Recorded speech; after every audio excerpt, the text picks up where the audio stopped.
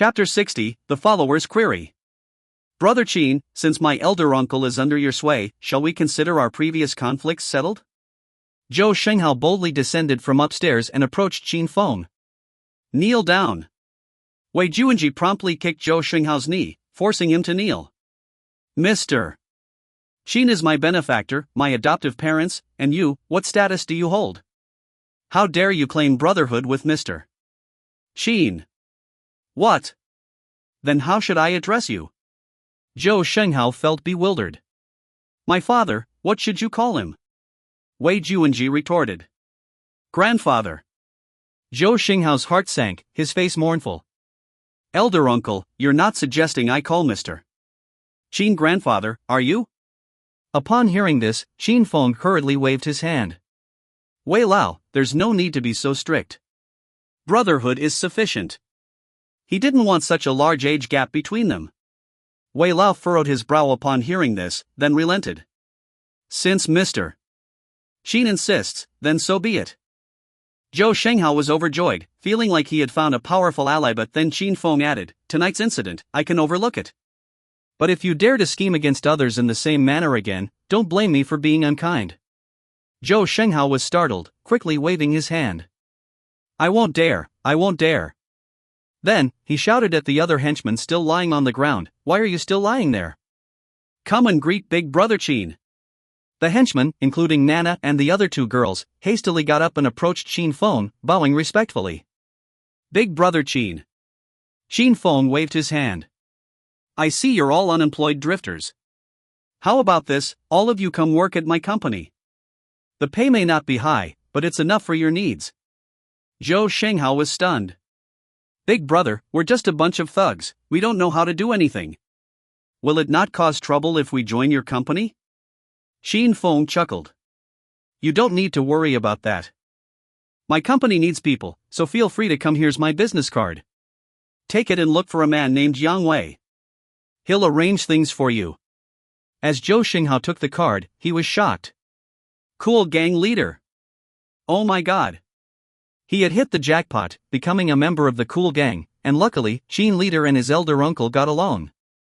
Otherwise, he wouldn't even know how he would have met his end. He mentally thanked all the deities and Buddhas, grateful that they had given him such a great elder uncle. At the same time, he was excited. Their biggest dream was to join a bigger gang, and as one of the top 5 gangs in Jiangbei, Cool Gang might rank last, but it was still a top-tier gang. It would be prestigious to be associated with it. They could walk with an air of superiority, not fearing reprisal. Zhou Shenghao couldn't help but shed tears of joy. Now he could indulge in oysters freely. Before, he couldn't afford to eat too many, feeling unworthy of his name. But now, everything was different. He was a member of the cool gang. Eating less would be disrespectful to his newfound status. Qin, big brother, what about us? Nana asked softly, her expression fearful. A guy who could take on more than 10 others, and was the leader of the cool gang, she no longer dared to harbor any thoughts about Qin Feng. She felt undeserving. Although she had only dated one boyfriend and never engaged in activities like sitting on a stage or streetwalking, she still felt a sense of inferiority. Now that Brother Hao and the others had all joined the cool gang, they probably wouldn't play the human jumping game anymore. She would lose her source of income. Did she have to find someone to support her? Do you want to turn over a new leaf? Qin Feng's words almost made Nana and her friends roll their eyes. They were not prostitutes. Where did the talk of turning over a new leaf come from? They were just taking some sexy photos, getting attention and clicks, playing with Brother Hao and a bit of jumping, and extorting money from rich people. Boss, Nana and her friends are not those kinds of women. How about letting them join the cool gang too? Zhou Shenghao spoke up. Fine, then be receptionists. Qin Feng nodded, thinking that non-promiscuous women were better. It would be less pressure when introducing them to Chen Pengfei. Thank you, boss, thank you. Nana and her friends were overjoyed. Staying in the cool gang would give them a chance to interact with Qin Feng. Maybe over time, sparks would fly.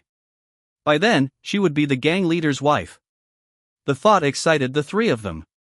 You don't need to stay here anymore. Clean up and go to the company. I'll leave first. Wei Lao, come with me.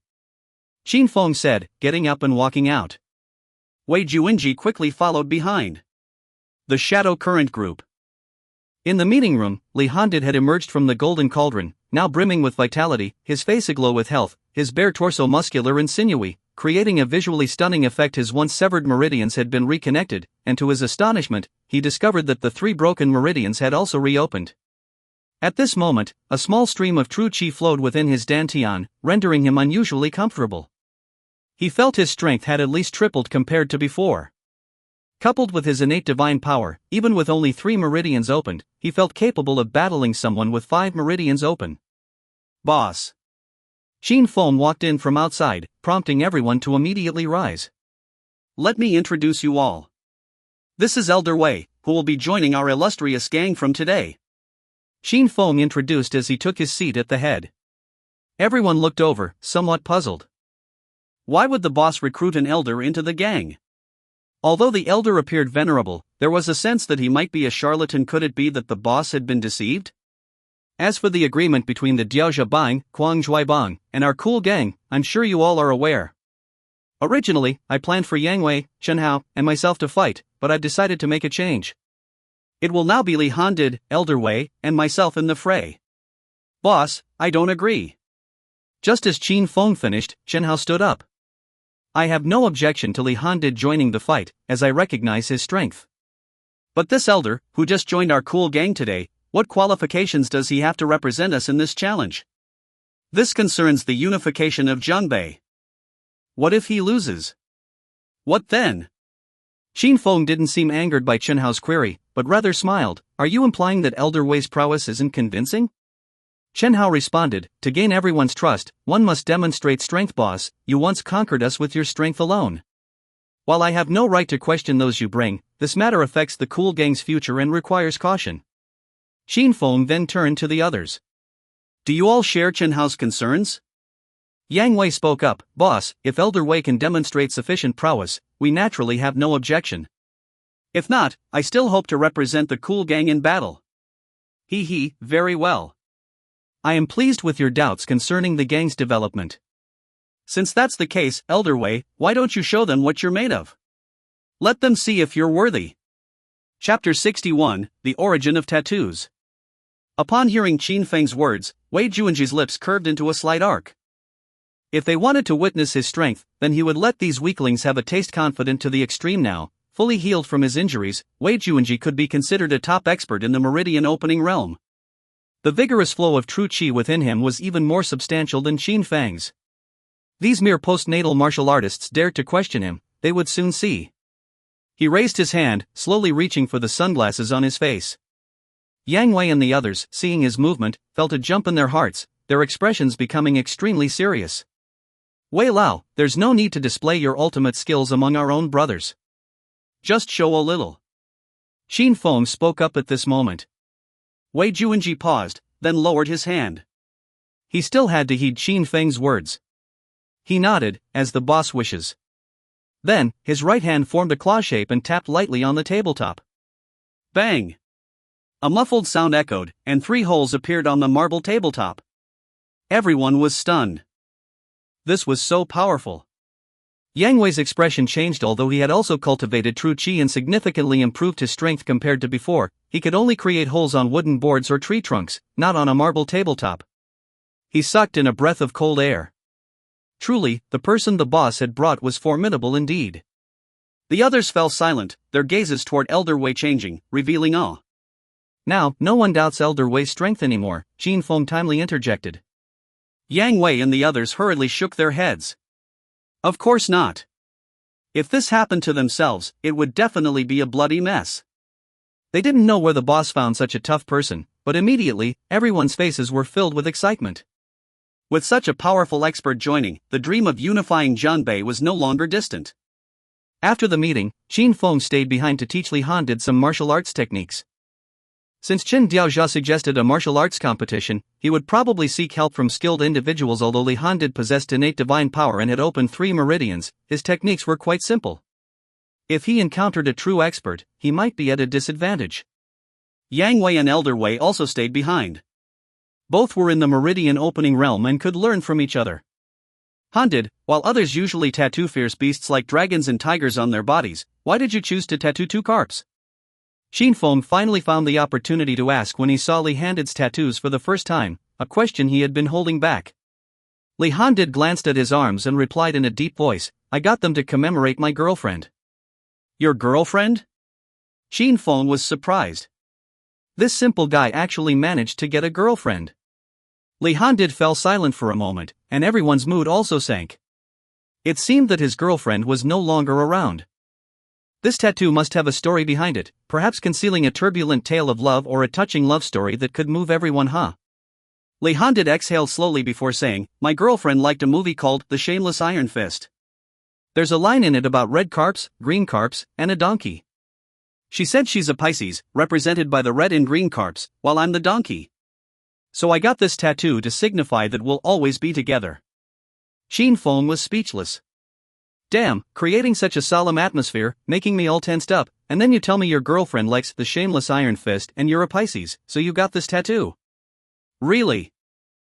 Fong rubbed his forehead, feeling somewhat mentally exhausted. Yang Wei was also a bit speechless but still asked, is your girlfriend still around? Li Handed shook his head. Ever since she watched that movie, she said she wanted to practice boxing and then ran off. I haven't seen her in years. After saying this, he felt a bit down, probably missing his girlfriend. Alright, perk up. Today, I'll explain some knowledge about the meridian opening realm to you all. Fong clapped his hands, stopping Li Handed from continuing. Just as he was about to start explaining, his phone suddenly rang. It was from fourth sister, so he quickly went aside to answer. Xiaofeng, come over to my place quickly. My mom arranged for a blind date today, and I told them you're my boyfriend, but they don't believe me and insist on introducing someone to me. It's so annoying, came Zhou Shuowei's complaining voice. Fong frowned. Were fourth sister's parents so stubborn? Were they afraid their daughter wouldn't find someone? Is it that guy from the cafe last time? Fong asked. No, it's someone else, named Wang something or other. Hurry up, Zhou Shuowei finished speaking and hung up, then sent the address to Fong. Wei Lao, you explain to them. I have something to attend to, Fong said, then swiftly dashed out in the happy community. Wang Zhenji took a deep breath and knocked on Zhou Shuowei's door. Soon, a middle-aged man opened the door and smiled when he saw Wang Zhenji. You must be Zhenji. The air froze instantly. Wang Zhenji's face twitched slightly, and he forced a smile. At this moment, Zhou Shuowei's mother, He Lily, walked over and glanced at Zhou Jiangwo. What nonsense are you talking? Just call him Xiaojian. Wang Zhenji's eyelids twitched even more vigorously, feeling awkward. You can just call me Xiao Wang. As he spoke, he handed over the things in his hand. These are nutritional supplements I bought for uncle and aunt. Please accept them. Oh my, no need to be so polite. Come in, He Lily enthusiastically accepted the items, and as she looked at the unopened labels, she nodded in satisfaction, thinking to herself, this child is generous, giving such a 10,000 yuan gift. In the future, he will definitely be generous to Xiaoshui as well. After Wang Zhenji entered the house and sat on the sofa, Zhou Jiangwo cleared his throat. Xiaoshui, Xiao Wang is here. Why don't you come out? Zhou Shuowei answered with a sound but kept dragging her feet, taking a long time to come out. He Lily had already begun her interrogation, asking about everything from family to work, from education to salary, asking all of it clearly. Finally, under Zhou Jiangwo's constant urging, Zhou Shuowei walked out. She deliberately dressed very casually, didn't comb her hair, and didn't wear makeup. But even so, Wang Zhenji was stunned. She was simply the goddess of his dreams. Even without makeup, Zhou Shuowei was the most top-tier girl Wang Zhenji had ever seen. Combined with her hot figure, Wang Zhenji was captivated. His heart couldn't help but beat frantically. Although he had seen photos before coming, he hadn't expected the real person to be so much more beautiful than the pictures. This woman, he must get her. He quickly stood up and reached out his hand. Hello, I'm Wang Zhenji. Just then, there was another knock on the door. I'll go open the door, Zhou Shuowei hurriedly said, ignoring Wang Zhenji's extended hand, and ran towards the door. Chapter 62, Mother-in-law's inspection of the son-in-law. Wang Zhenji awkwardly retracted his hand. Xiao Wang, don't mind it. Maybe it's just a delivery. Xiaowei hasn't had a relationship before, so she might be shy. You young people should get to know each other more. Here, have a banana, he Lily rounded off with a smile, passing a banana to Wang Zhenji. Thank you, Auntie. Wang Zhenji appeared very polite, accepting the banana but not eating it, pondering on how to win Zhou Shuawei over. Dad, Mom, let me introduce my boyfriend to you. This is Qin Feng. Zhou Shuawei entered, holding Qin Feng's arm. He Lily was dumbfounded, Zhou Jiangwo was dumbfounded, and Wang Zhenji was also dumbfounded. What's going on? They were about to get affectionate, and now suddenly a boyfriend appears out of nowhere. Seeing Zhou Shuawei's voluptuous figure tightly clinging to Qin Feng's arm, Wang Zhenji's anger surged, but he didn't show it on his face. Shuawei, what are you doing? He Lily couldn't sit still. How could her daughter do something so unreliable? Even if she really had a boyfriend, she shouldn't have brought him over today. What should they do now? It's too embarrassing. Moreover, emotionally, he Lily leaned more towards Wang Zhenji. He graduated from a prestigious university, his family owned a mine, and he even started his own company. He was a prime catch. Uncle, Auntie, hello. This is my first time visiting, and I wasn't sure what to bring, so I got a shopping cart with 100,000 yuan inside. It can be used in all major supermarkets. Qin Feng maintained a polite smile while putting a card he just obtained on the table, casting a sideways glance at Wang Zhenji. He Lily's attitude instantly changed. My goodness. A shopping cart worth 100,000 yuan, much more expensive than Wang Zhenji's nutritional supplements. She hurriedly said, oh my, how can this be? Xiao Xue, isn't it? Please sit, please sit. As she spoke, she took the card and carefully examined Qin Feng. When she saw him, she was stunned. Why was this lad so handsome? With her daughter Zhou Shuawei by his side, they were simply a perfect match. She felt pleased whenever she looked at them. When she looked at Wang Zhenji, she suddenly found him somewhat obstructive. Seeing the gleam in He Lily's eyes, Zhou Jiangwo knew she was very fond of her daughter's boyfriend.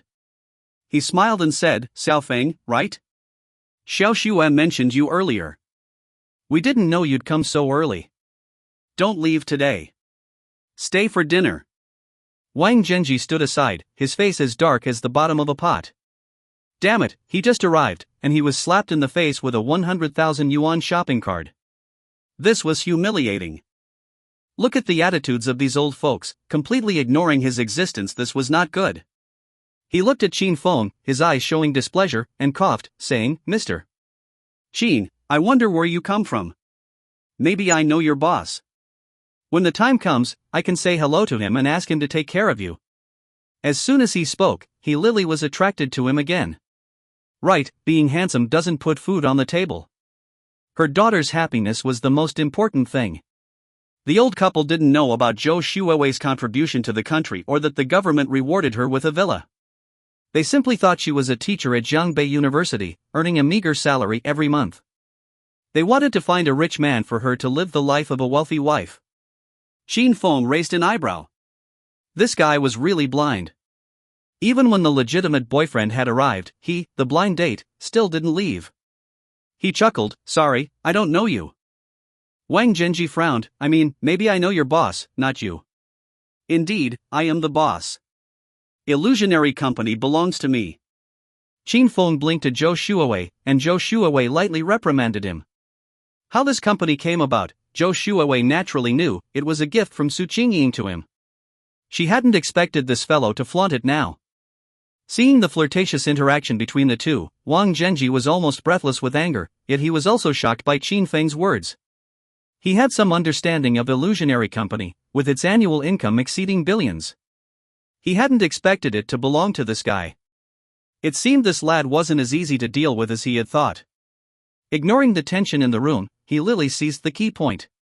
The most attractive lad turned out to be the boss, which made things easier.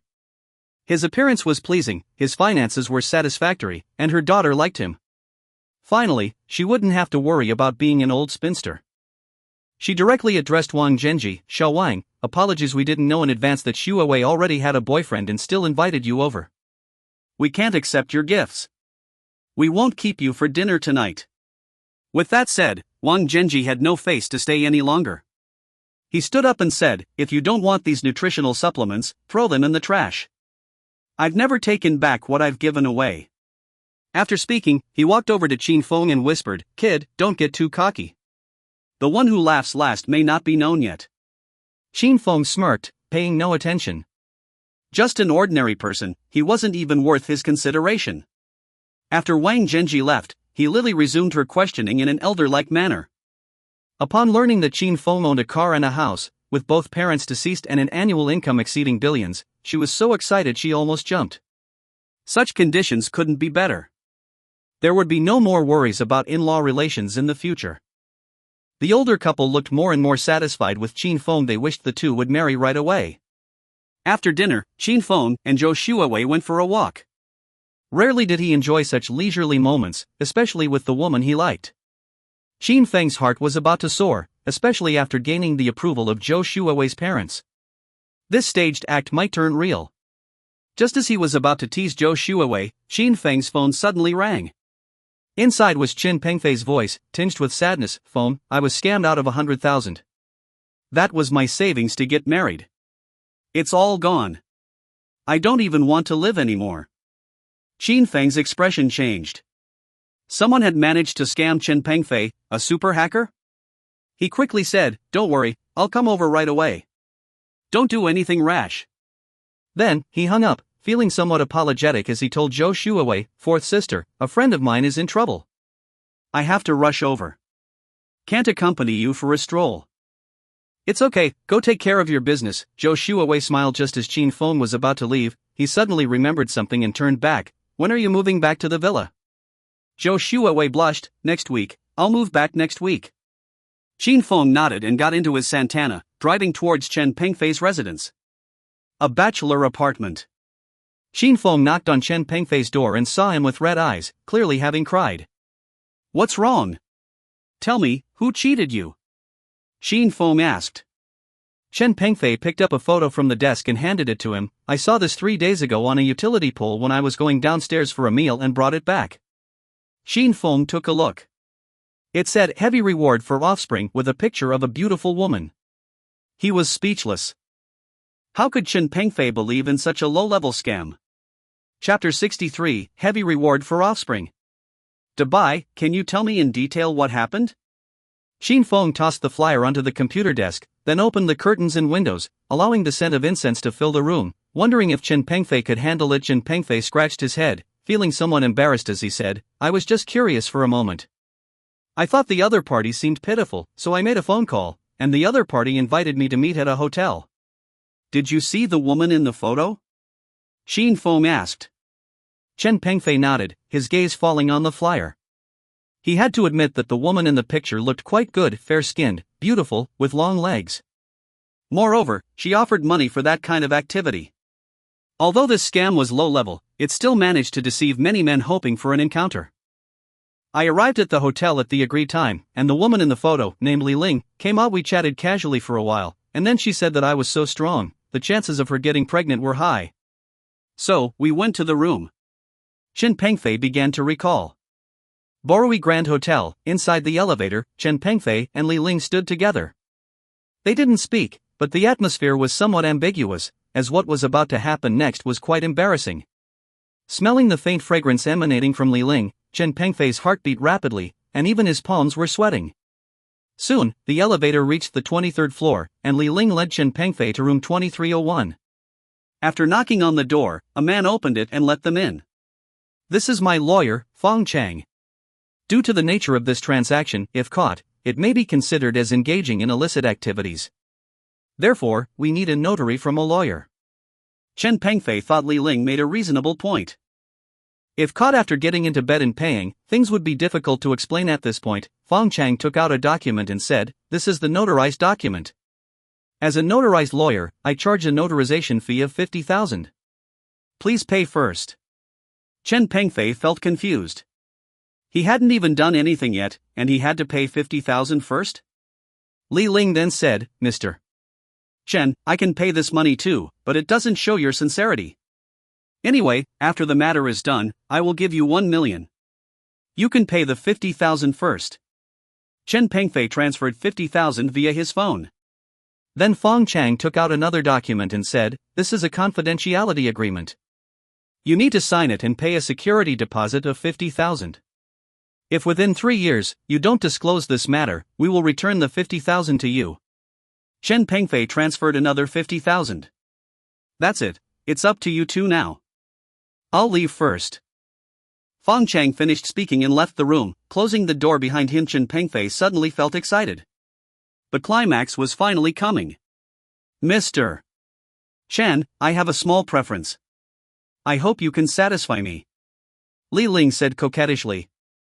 What preference? Chen Pengfei asked. With a hint of shyness, Li Ling took out items such as a headgear, rope, silk stockings from the cabinet. Chen Pengfei immediately understood. He had seen these props when watching videos, but he never expected he would use them one day. Holding the rope, Li Ling said, Mr. Chen, you won't refuse to play like this, will you? I won't, of course. I won't. Chen Pengfei's voice trembled with excitement, eager to get into character immediately. Li Ling smiled faintly, helped Chen Pengfei lie down, then tied his hands. She then put the headgear on him, saying, I'm a bit shy, after all, it's our first meeting. It's better not to see each other's faces. Chen Pengfei didn't object. Soon, he felt his pants being pulled down. Just as he thought he was finally going to enjoy himself, the room fell silent. He waited for a long time, calling out a few times, but there was no response. He realized he might have been deceived. After listening to Chen Pengfei's recollection, Qin Feng didn't know what to say. Such a super hacker was actually swindled so thoroughly, willingly transferring 100,000. It seemed that heavy-duty otaku lacked self-protection awareness. Can't you use your skills to transfer the money back? Qin Feng asked. This should be easy for Chen Pengfei. If you want to transfer money, it has to go through the banking system, which goes against my original intention as a hacker. You know, I've sworn not to use hacking techniques for illegal activities, Chen Pengfei said firmly. What do you want me to do then? Qin Feng asked. I didn't say I wanted you to help me. I was just scammed out of money and felt upset. After thinking about it, I only wanted to confide in someone, and I chose you, Chen Pengfei said. Seeing that he no longer looked sad, Qin Feng decided not to bother with his trivial matters anymore and asked, how did the task I asked you to do go? It's done. Take a look. Chen Pengfei took out a USB drive and played a video from it, showing Chen Jiyun in compromising situations with other men. These are all videos of Chen Jiyun booking hotel rooms. I retrieved them from the hotel surveillance system. I told you before that she's a promiscuous woman. Look, she didn't just have affairs with several men, some of them happened while you were still dating, Chen Pengfei said. Hearing some of the conversations in the video, Qin Feng's forehead twitched with anger. This despicable woman had made him wear so many green hats. Taking a deep breath, he vowed to make her pay at the upcoming school reunion. Goodbye, thank you, Qin Feng patted Chen Pengfei's shoulder. We're brothers. There's no need for thanks. By the way, about the real doll you promised to buy me, is that still happening? Chen Pengfei asked. Of course, it's still happening. You can choose and place the order now, and I'll buy it for you immediately, Qin Feng said. Chen Pengfei's eyes lit up as he opened Taobao and showed Qin Feng the items in his cart, all famous teacher dolls, totaling over 200,000. To buy, can you handle this many? Qin Feng asked, worriedly. Despite Chen Pengfei's strong appearance, he was actually quite chubby and spent most of his time sitting in front of a computer. Qin Feng was concerned that so many dolls might cause problems. Don't worry about it, Chen Pengfei said nonchalantly. Qin Feng had no choice but to make the payment, which amounted to over 200,000. Suddenly, he remembered Nana and the other two, and suggested, Dubai, how about I introduce you to a few real women? It's better than these dolls, right? Chen Pengfei thought for a moment and replied, let's wait for a while, I haven't dealt with these toys yet. Qin Feng was speechless. How could dolls compare to real people? He couldn't understand Chen Pengfei's genius mind at all. As he left Chen Pengfei's house, it was already past 8 o'clock in the evening. As he walked towards his parking spot, he suddenly saw a familiar figure near a coffee shop and couldn't help but stop. Chapter 64, Qin Feng's Growing Irritation. Within the cafe, Chinging sat opposite a gentleman in a well-fitted suit, engaging in pleasant conversation. She occasionally covered her mouth with a delicate laugh, appearing thoroughly delighted. Meanwhile, outside, Qin Feng's mood soured. Although he didn't know the nature of the relationship between his third sister and that man, he could discern a sense of contentment and smugness emanating from the man's gaze the next moment. A gesture from the man set Qinfeng's nerves on edge. He withdrew a box from his pocket, revealing a diamond ring inside, and knelt before Su Qingying, proposing to her. The entire cafe erupted into applause, urging Su Qingying to accept the man's proposal. Witnessing this scene, Qinfeng's blood boiled. These 7 sisters were all his, no one could steal them away. He hadn't expected an unexpected rival to emerge, proposing to his third sister. This was utterly intolerable. However, he knew it wasn't the time to intervene. He could only observe Su Qingying's reaction from afar. "Chinging, marry me, and I will ensure your lifelong happiness," spoke Fong Chingy softly, his face adorned with a handsome smile, his words filled with deep affection. Facing this sudden proposal, Su Qingying was initially stunned, then moved. Truth be told, she was quite satisfied with Fong Chingy. He was handsome, well-off, and, most importantly, they shared common interests. Fong Chingy was a jewelry designer, and Su Qingying held a keen interest in jewelry design. They had met at a party and immediately hit it off, quickly establishing a romantic relationship. However, Su Qingying was very conservative. Despite 3 months of dating, Fong Chingy had not even held her hand. Today was supposed to be a celebration of their 100 days together, but Fong Chingy's sudden proposal caught her off guard, giving her a surreal sense of being the happiest woman in the world. Fortunately, as the heiress of Qianqi jewelry, she had long cultivated rationality over emotion. After a brief moment of sentimentality, she composed herself. Smiling, she replied, "Honey, we've only been dating for 100 days, isn't a proposal a bit rushed?" Fong Chingy said, "Qingying, my yearning for you grows with each passing day without you. I find it hard to eat or sleep. Only by making you my wife can I see you every day. I know I'm being hasty, but I can't control myself. Please, promise me, marry me, okay?" By now, Qinfeng had slipped into the cafe, occupying an inconspicuous corner. Hearing Fong Chingy's cloying words, he wished he could pummel him on the spot.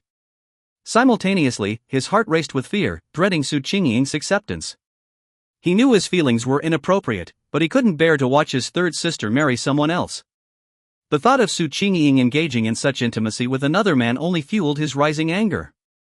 "I agree, but let's consider this an engagement. I need 2 months to evaluate you before deciding whether to marry you," Su Qingying said as she took the ring. With so many people around, rejecting him would surely embarrass Fong Chingy. Moreover, she did have some affection for him. If, after 2 months, he met her standards, she would truly marry him. Fong Chingy stood up excitedly, wrapping Su Qingying in his arms. This time, Su Qingying didn't resist, allowing him to embrace her. Bang! Qinfeng's lungs felt ready to explode as he slammed his palm onto the table, shattering it. The deafening noise startled the cafe patrons, who glanced over. Taking advantage of the distraction, Su Qingying slipped out of Fong Chingy's embrace to see where the noise originated. Qinfeng panicked, realizing he couldn't let his sister spot him. Quickly removing his wig to reveal a bald head, he turned away. Furrowing her brows, Su Qingying found the silhouette somewhat familiar, but upon seeing the bald head, she dismissed her thoughts. Little Fong wouldn't shave his head like this. After a while, Su Qingying and Fong Chingy left. After settling the bill for the broken table, Qinfeng angrily followed them out. Only when he saw them each drive off in different directions did he heave a sigh of relief. Damn it! He actually dares to set his sights on third sister. This guy is definitely not a good character. I need to investigate thoroughly before making any decisions. Qinfeng called Chen Pengfei, sending him the photos he secretly took of Fong Chingy, asking for help in gathering information. In less than 10 minutes, Fong Chingy's profile arrived on Qinfeng's phone. He's another returnee, and he's from the Jiangnan region. Damn it, he actually came to Jiangbei to woo my third sister. He truly doesn't regard me highly. Qinfeng gritted his teeth, feeling extremely displeased. Su Qingying gave this guy a 2-month probation period, didn't she? I definitely can't let him pass. After some consideration, he decided to conduct a thorough investigation to assess this guy's character. He went to a wax shop to buy some yellow paper and cinnabar, then returned to the villa. Searching through the chaotic rising dragon technique in his mind, he quickly found the method for making invisibility talismans. Following the instructions, Qinfeng drew on the yellow paper with cinnabar. After several attempts, he finally succeeded in making one. After infusing it with true qi and applying it to himself, he could become invisible, with a duration of 24 hours. However, he couldn't engage in physical conflict with others, or the invisibility talisman would deactivate. With some experience, Qin Feng made several other talismans with different functions, then had Chen Pengfei find Fong Chingy's address in Jiangbei to commence his investigation. At Jiangshan Villa, Fong Chingy stood by the French window, holding a glass of red wine, gazing at the scenery outside. "Chingy, how did it go?" "Did Su Chinging accept your proposal?" asked a middle-aged man coming downstairs. "Not yet, but it's imminent in 2 months, she'll marry me," Fong Chingy chuckled, taking a sip of wine. "Very good. It's time to reclaim what Su Wanshan owed me. Once you marry Su Qingying, we'll be able to control the Qianxi group. By then, both of us father and son will enjoy endless glory," said the man. "Dad, what exactly happened between you and Su Wanshan?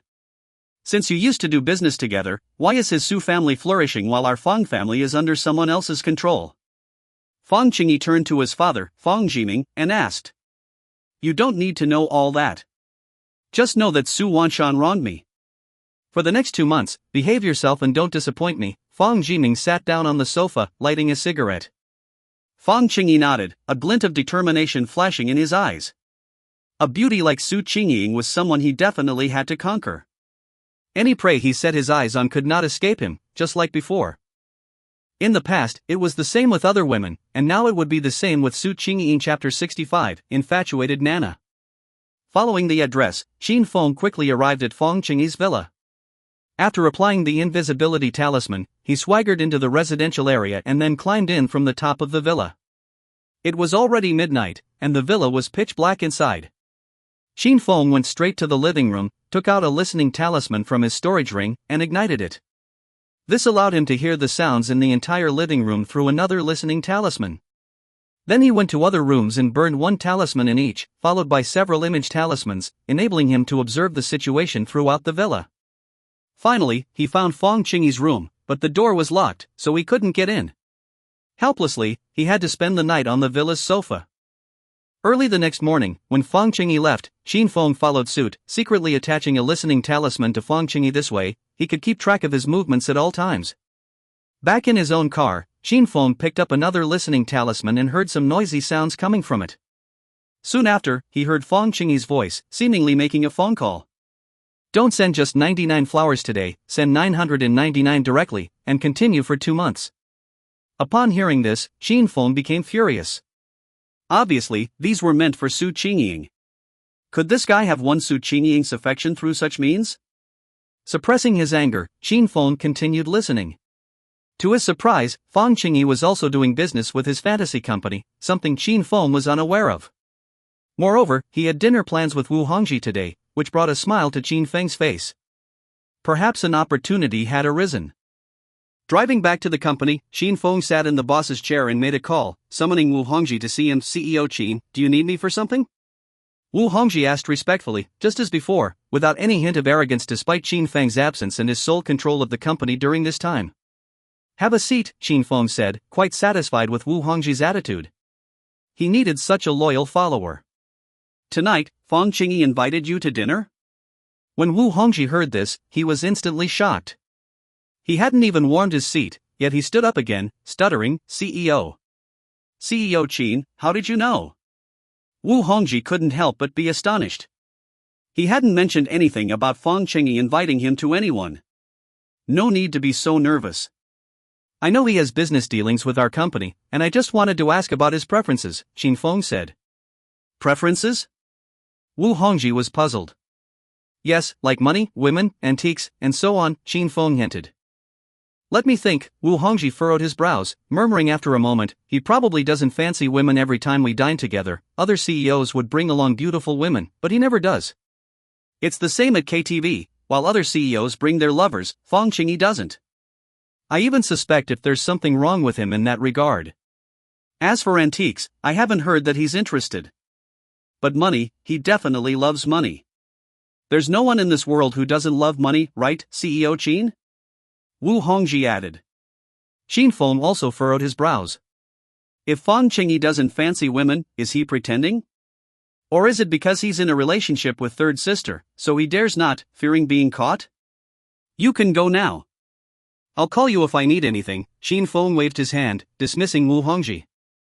Then he called Chen Pengfei, Dubai. I need all the information on Fong Chingy, from his birth till now, everyone he's been in contact with, all the jobs he's had, the more detailed, the better. Don't just give me a resume like last night. An hour later, Xin Feng received the information Dubai sent to his email. In addition to text data, there were also some photos. Xin Feng glanced at them, a cold smile curling his lips. Indeed, he's scum, playing around with so many women. The information showed that Fong Chingy had numerous lovers in Jiangnan, but none of the relationships lasted long. 6 months ago, when he came to Jiangbei, he hadn't been with any women since. Xin Feng speculated that this might be for Su Qingying's sake. If he wanted to marry Su Qingying, he naturally couldn't have such messy relationships. After flipping through the information, Xin Feng noticed a girl named Gu Shui in the photos. She seemed to be Fong Chingy's first love. They started dating in high school and broke up when she went abroad after graduating from college. Xin Feng carefully looked at the girl in the photos, finding some resemblance to Nana. Rubbing his chin, Xin Feng called Nana over. Nana was still wearing a cheongsam today.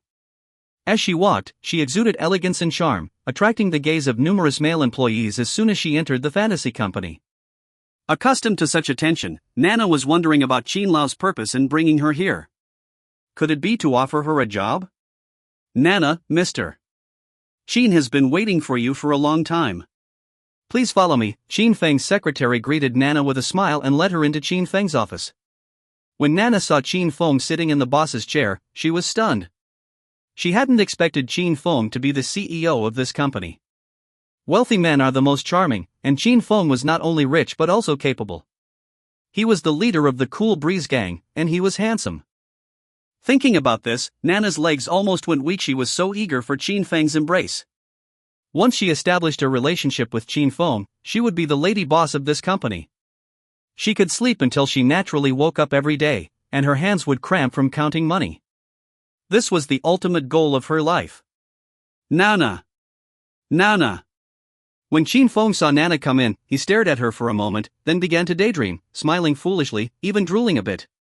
He couldn't help but wonder if this woman was ill. Could she handle the task he gave her? Oh. After calling out several times in a row, Qin Feng finally woke Nana from her daydream. She wiped the drool from the corner of her mouth, feeling a bit embarrassed. Mr. Qin, why did you call me to your office alone? I heard it's exciting in the office, especially with the floor-to-ceiling windows. I stand in front, looking at the scenery outside, while you stand behind me, looking at my back. Just thinking about it is thrilling. Nana babbled. Qin Feng was speechless. Nana was indeed beautiful, but her brain seemed to be a bit slow, spouting nonsense like that. Cough. He coughed and said, Nana, tonight I have a task for you. If you can complete it successfully, I'll give you a villa and a monthly allowance of 200,000. How about that? Nana instantly became excited. Mr. Qin, are you going to support me? Chapter 66, The Versatile Queen. Who the devil wants to sponsor you? I mean, to accomplish the task, only then are there these rewards, Qin Feng had to emphasize. Nana was startled. Qin Feng's fantasy vanished instantly in her mind, and she whispered, Wah! What task? Qin Feng handed over a photo. Can you make yourself up to look like this person? Nana took the photo, glanced at it, and smiled. Mr. Qin, you found the right person. I'm known as the Versatile Queen on Douyin. Not only can I make up to look like an ordinary person, even those A-list celebrities, I can mimic them perfectly. Qin Feng was somewhat surprised by Nana's words. He hadn't expected this woman to possess such skills, but it was even better this way. Tonight, you'll transform into this woman's appearance and accompany Mr. Wang from the company to a dinner party. Among the attendees will be a man named Fong Chingy. You need to take a photo of him sleeping with you. If tonight is not feasible, then tomorrow, and if not tomorrow, then the day after. I'm only giving you 3 days. Mr. Qin, I'm not a prostitute. Nana felt somewhat aggrieved. Qin Lauda, what did he take her for? Just sleeping with men casually? Even though she had lost her virginity, she wasn't a promiscuous woman. Last time at the hotel, when she wanted to establish a relationship with Qin Feng, it was based on his being handsome and wealthy. She wasn't that easygoing. I know you're not, but as long as you help me accomplish this, I'll immediately give you the reward I just mentioned, and I don't really mean for you to do anything. You just need to take a photo of Fong Chingy and you in bed together, Qin Feng added. After all, Nana was now considered part of his faction. It wasn't good to let her sacrifice her beauty and let that scoundrel Fong Chingy take advantage. This is easy, seducing men, I'm the best at it. Nana breathed a sigh of relief at the words, thinking that this task was so easy, yet it could earn her a villa and money. She felt somewhat elated. In the future, the three sisters wouldn't have to worry about food and lodging. Here are all of Fong Chingy's files. Take a look so you can understand him better. By the way, the girl you're imitating for the makeup is his first love. She seems to be the innocent type, so don't mess it up. Don't worry, mister. Qin, who hasn't had an innocent phase before? As Nana spoke, she tied her hair into a ponytail. The coquettish smile on her face disappeared, replaced by a pure aura that was immediately apparent. Qin Feng was stunned. A simple hairstyle change could bring about such a significant transformation. It would be a pity if Nana didn't work as a spy. Alright, go back and put on makeup. Let me know if you need anything. Be here at 5 o'clock sharp. After arranging Nana, Qin Feng let her go back first. At 5 in the afternoon, Nana returned to Qin Feng's office, leaving him completely stunned. Her jet black hair cascaded over her shoulders like a waterfall, her clear and bright eyes seemed as if they could speak, her willow-shaped eyebrows, coupled with long eyelashes, looked very charming. Her fair and flawless face exuded a faint pink hue, her thin lips were as delicate as rose petals, seemingly about to drip with dew. She wore a waist-length shirt on top and a pleated skirt on the bottom, giving her the appearance of a college student. There was no trace of the worldly wise Nana anymore. In that instant, even Qin Feng was somewhat attracted. How is it, mister? Qin, not bad, right? Nana smiled proudly, feeling even more delighted inside. So, mister. Qin favored this type, it seemed she still had a chance. Cough, not bad. Qin Feng cleared his throat, trying to cover up his earlier loss of composure. You'll change into this outfit later. Tonight, you'll play the role of a hotel waitress, specifically serving the private room of Fong Chingy. Qin Feng said, handing Nana a plastic bag, while also calling Wu Hongji to come over. Before long, Wu Hongji arrived at the office, also taken aback by Nana's appearance. For someone like him, this kind of innocent girl was his favorite now. He secretly thought that since Qin Feng and he shared the same taste, he wondered where Qin Feng found such a top-notch student. It seemed he needed to communicate more with Qin Feng in the future. Qin Feng said, "This is Nana, and this is Mr. Wu. Get to know each other first." The two nodded and exchanged greetings. Qin Feng explained his plan once again, confirming, "Do you both understand?" "We understand, Mr. Qin." Wu Hongji nodded, feeling somewhat regretful. It was such a stunning girl accompanying Fong Chingy, that guy was really getting a good deal.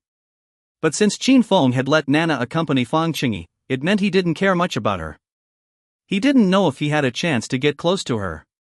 Thinking of this, he began to scheme in his heart, planning how to get closer to Nana later. Alright, get ready to leave. Qin Feng waved them off, having done what he needed to do. Now, he just had to wait for news. He trusted Nana wouldn't disappoint him. Though his actions might seem despicable, Fong Chingy wasn't a good person either. He must have some undisclosed motives for getting close to the three sisters. Golden Sun Grand Hotel, one of the best hotels in Jiangbei. Combining dining, accommodation, entertainment, and leisure, it was a favorite destination for successful individuals in Jiangbei. Tonight, Fong Chingy wasn't just hosting Wu Hongji, there were also 2 or 3 other company bosses. He didn't have any other motives, he was just networking. In today's society, connections were crucial. Having recently arrived in Jiangbei, it was essential to establish his own network. At 7 in the evening, Wu Hongji entered the private room.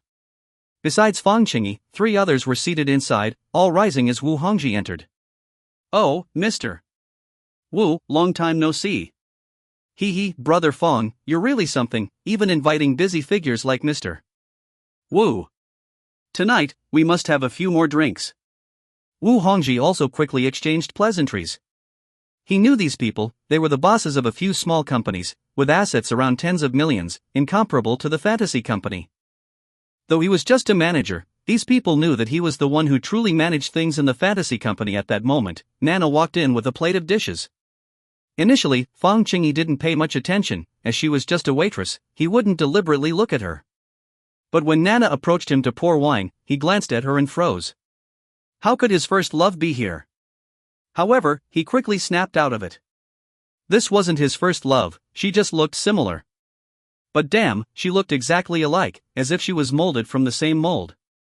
An indescribable emotion surged from the depths of his heart. Meanwhile, Wu Hongji began his task for the night, pouring drinks. Chapter 67, Setting a Trap. At the dining table, Fong Chingy's mind had long ceased to focus on networking, instead, it flew to Nana. How could there be two people in this world who looked so alike? Even their expressions and gestures were 5 or 6 points similar, his heart began to stir. Gu Shui was his first love, and Fong Chingy truly loved her from high school to college, except for holding hands and kissing, they had never done anything more intimate. Both wanted to save their most precious first time for their wedding day. Unfortunately, most lovers couldn't become spouses. Fong Chingy's father's business failure, with debts amounting to billions, led to the bankruptcy of the entire Fong family. Seeing this, the Gu family directly dissolved their marriage with the Fong family and sent Gu Shui abroad to escape Fong Chingy's entanglement. On the night Gu Shui flew to the United States, Fong Chingy fell into depravity, directly seeking out several streetwalkers and partying all night.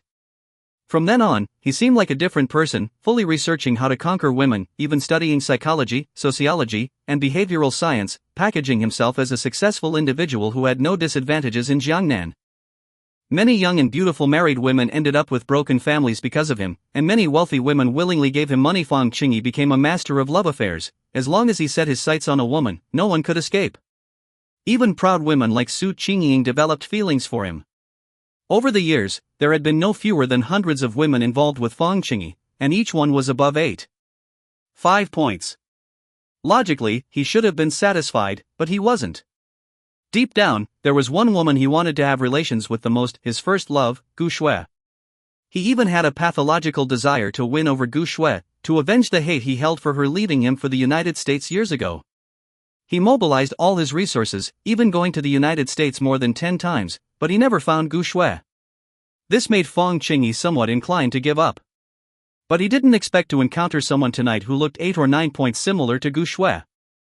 Although he knew this waitress couldn't be Gu Shui, that pathological desire began to stir in his heart. Waitress, pour me a drink. Fong Chingy shouted loudly. Nana originally wanted to sway over, showing off her curvy figure, but when she remembered that she was playing the role of a pure female student tonight, she forcefully resisted. You should drink this glass, I'll give you a tip. Fong Chingy held out the glass for Nana to drink. Nana pretended to hesitate. Sir, we have rules here, you can't just drink alcohol casually. What nonsense rule? I'm a VIP here. If I tell you to drink, you drink. Fong Chingy took out his wallet, grabbed a handful of bills, and stuffed them between Nana's cleavage, smiling, will these tips be enough for you to drink? Nana was overjoyed, this handful of money was worth at least 1,000. She generously drank the wine.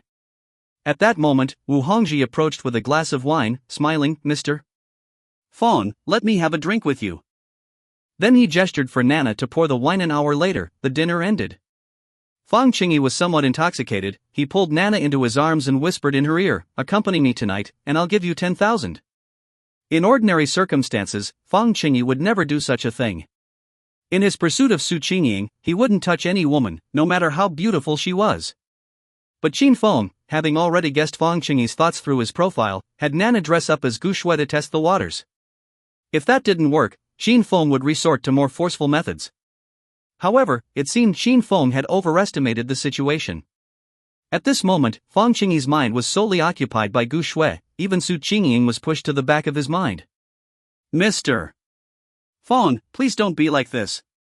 I'm not that kind of person, Nana pleaded, her provocative demeanor arousing Fong Chingy's desires even more. With a wicked grin, he offered, 20,000. Just accompany me for one night, and you'll get 20,000 each. Nana shyly nodded, much to Fong Chingy's delight. He immediately went to book a hotel room, taking Nana with him. As soon as they entered the room, Fong Chingy became somewhat impatient, but Nana pushed him away, saying, go take a shower. You smell of alcohol, and it makes me uncomfortable. Oh, yes, of course.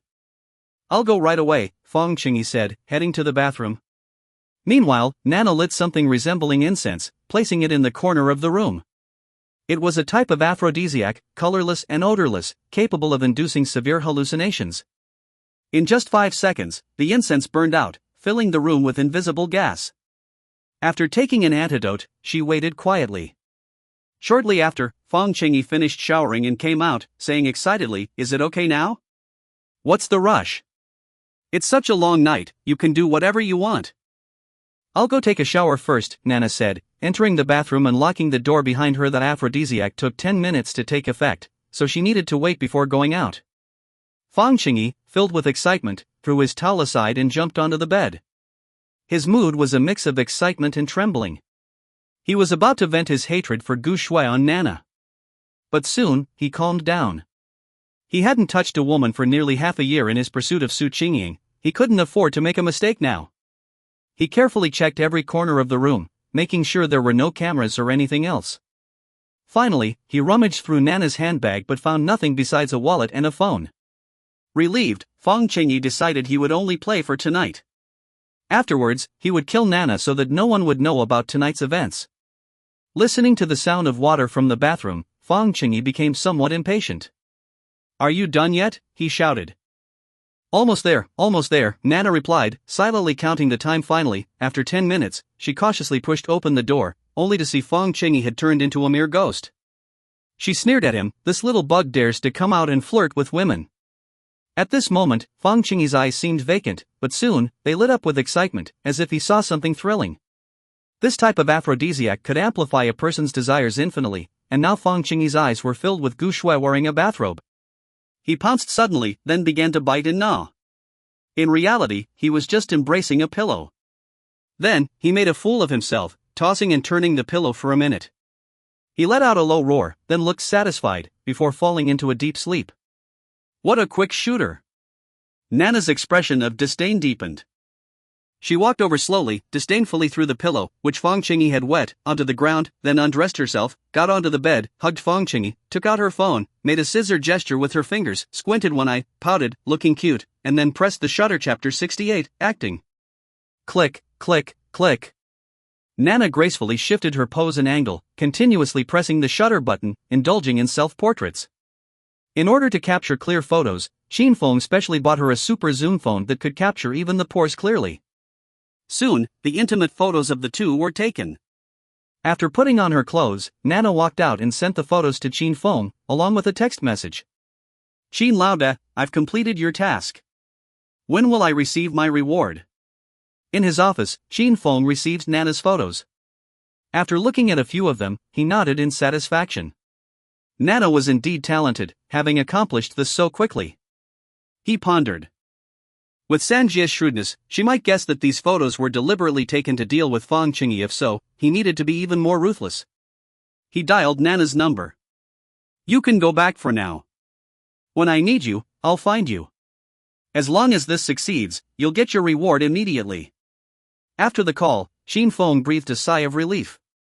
He didn't feel that his actions were inappropriate.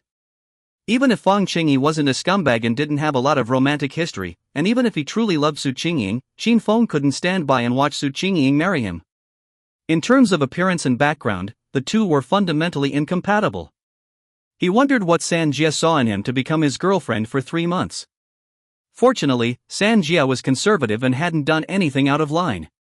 Otherwise, Fong would go crazy. It seemed that he had to pay attention to his sister's love lives from now on.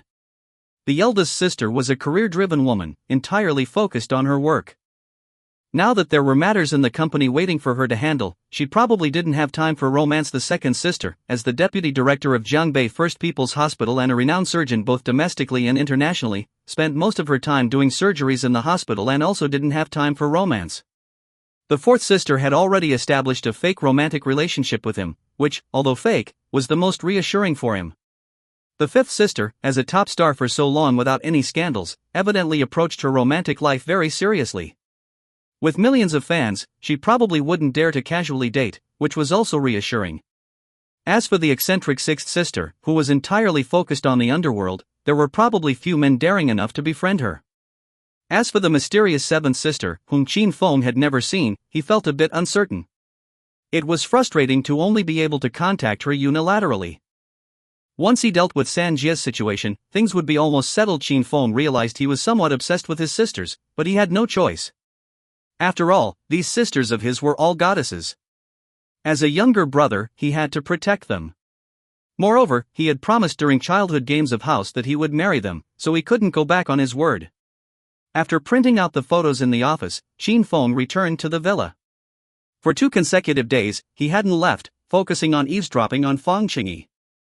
The eavesdropping talisman's duration was 3 days.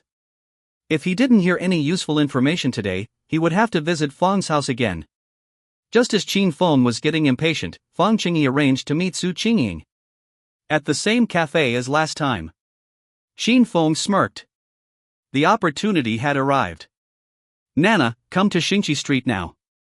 I have something for you, and then you'll follow my instructions. After hanging up, Qin Feng drove to Xingqi Street. Soon, Nana arrived and got into Qin Feng's car. He handed her the photos and gestured towards the cafe. Later, you'll go in. Fong Chingy will be inside chatting with a lady. Qin Feng explained the plan. Nana asked, will he hit me for doing this? Don't worry, I've arranged Zhou Shenghao inside. If he dares to lay a hand on you, Zhou Shenghao will help you. Nana felt relieved upon hearing that brother Hao was there. Qin Feng added, once this is done, I'll take you to choose a villa. Nana's eyes lit up, wanting to hug Qin Feng affectionately, but he placed his hand on her face, stopping her. Don't be silly. Get ready now. They should be arriving soon. Okay. Feeling a bit frustrated, Nana thought to herself that she would eventually bring this diamond playboy to heel. She opened her bag, took out her makeup, and proceeded to transform right before Qin Feng's eyes. Qin Feng was stunned. This was called makeup? It was practically a disguise. Half an hour later, Nana had transformed into the appearance of Gu Shui. At this moment, Fong Chingy and Chinging had entered the cafe 5 minutes ago. Hurry up. Qin Feng urged, and Nana promptly got out of the car and headed towards the cafe. Inside the cafe, Fong Chingy wore a smile, showcasing his talents, employing every book he had ever read. He knew that to win over a woman like Chinging, it wasn't about looks but about talent, coupled with a sense of humor. The two of them laughed and joked, the atmosphere exceptionally relaxed. Fong Chingy was particularly eloquent, making Chinging smile gently. However, he was anxious inside. After all, he had done something unforgivable to Chinging at the hotel. When he woke up, intending to deal with Nana, he couldn't find her. Inquiring at the hotel, he found that she wasn't there. Fong Chingy instantly realized that someone was plotting against him. Despite using his connections to search for her, he couldn't find that waitress. He panicked, quickly understanding the purpose behind this, to sabotage his relationship with Chinging. So, after 2 days of restraint, he invited Chinging out to see if the matter had been exposed. But judging from Chinging's reaction, it seemed she was still unaware. Fong Chingy had a plan in mind. He invited Chinging to travel abroad, preferably for 2 months. If they got married abroad, even if the hotel incident was exposed upon their return, he wouldn't be afraid. Chinging, you seem tired lately. How about going out for a while? Brother Chingy, there you are. I've been looking for you for ages. Before Fong Chingy could finish his sentence, a coquettish voice interrupted him. Then, a demure-looking woman stood beside him, her face carrying a hint of grievance, her eyes red. 2 nights ago when we were together, you said we would never be apart. How could you turn around and go on a date with another woman? I gave you my first time, don't you want me anymore? Have you forgotten all the sweet words you said? I must have misunderstood you. Nana's acting was exceptionally convincing, especially her tearful appearance. Many men in the cafe felt sympathy for her and secretly cursed Fong Chingy as a scumbag. Such an innocent and lovely girl resorting to deception. Nowadays, how many girls still have their first time? They don't cherish it, letting it go to waste. What a waste of good resources. Now, she's deceiving another even more innocent and beautiful girl. Many men in the cafe glared at Fong Chingy with indignation. Susan frowned but didn't speak. Instead, she looked at Fong Chingy, obviously waiting for an explanation. Chapter 69, Buying a Villa. Fong Chingy never expected Nana to show up here, let alone say those words in front of Susan. He was furious. Who do you think you are? Have you mistaken me for someone else? Let me tell you, slander could land you in jail. Nana wasn't intimidated by Fong Chingy's threats. With a toss of her head and a few tears, she said, I knew you men are all the same. You enjoy everything and then try to weasel out of it. Look at these, am I falsely accusing you? Seeing those photos, Fong Chingy's mind went blank. He couldn't believe that cursed waitress would take photos. He had threatened Nana because he was sure there were no cameras in the hotel room. As long as he denied it, there was no evidence, and Susan should still believe him. But now, everything was ruined. Susan picked up a photo. It showed Fong Chingy asleep with the girl next to him. Though covered by a blanket, it was clear she wasn't wearing clothes. Susan slapped Fong Chingy across the face and said coldly, We're done. Take your ring back. With that, she threw the ring at him and stormed out. Fong Chingy was stunned by the slap when he realized Susan had already left the cafe, his face twisted with rage.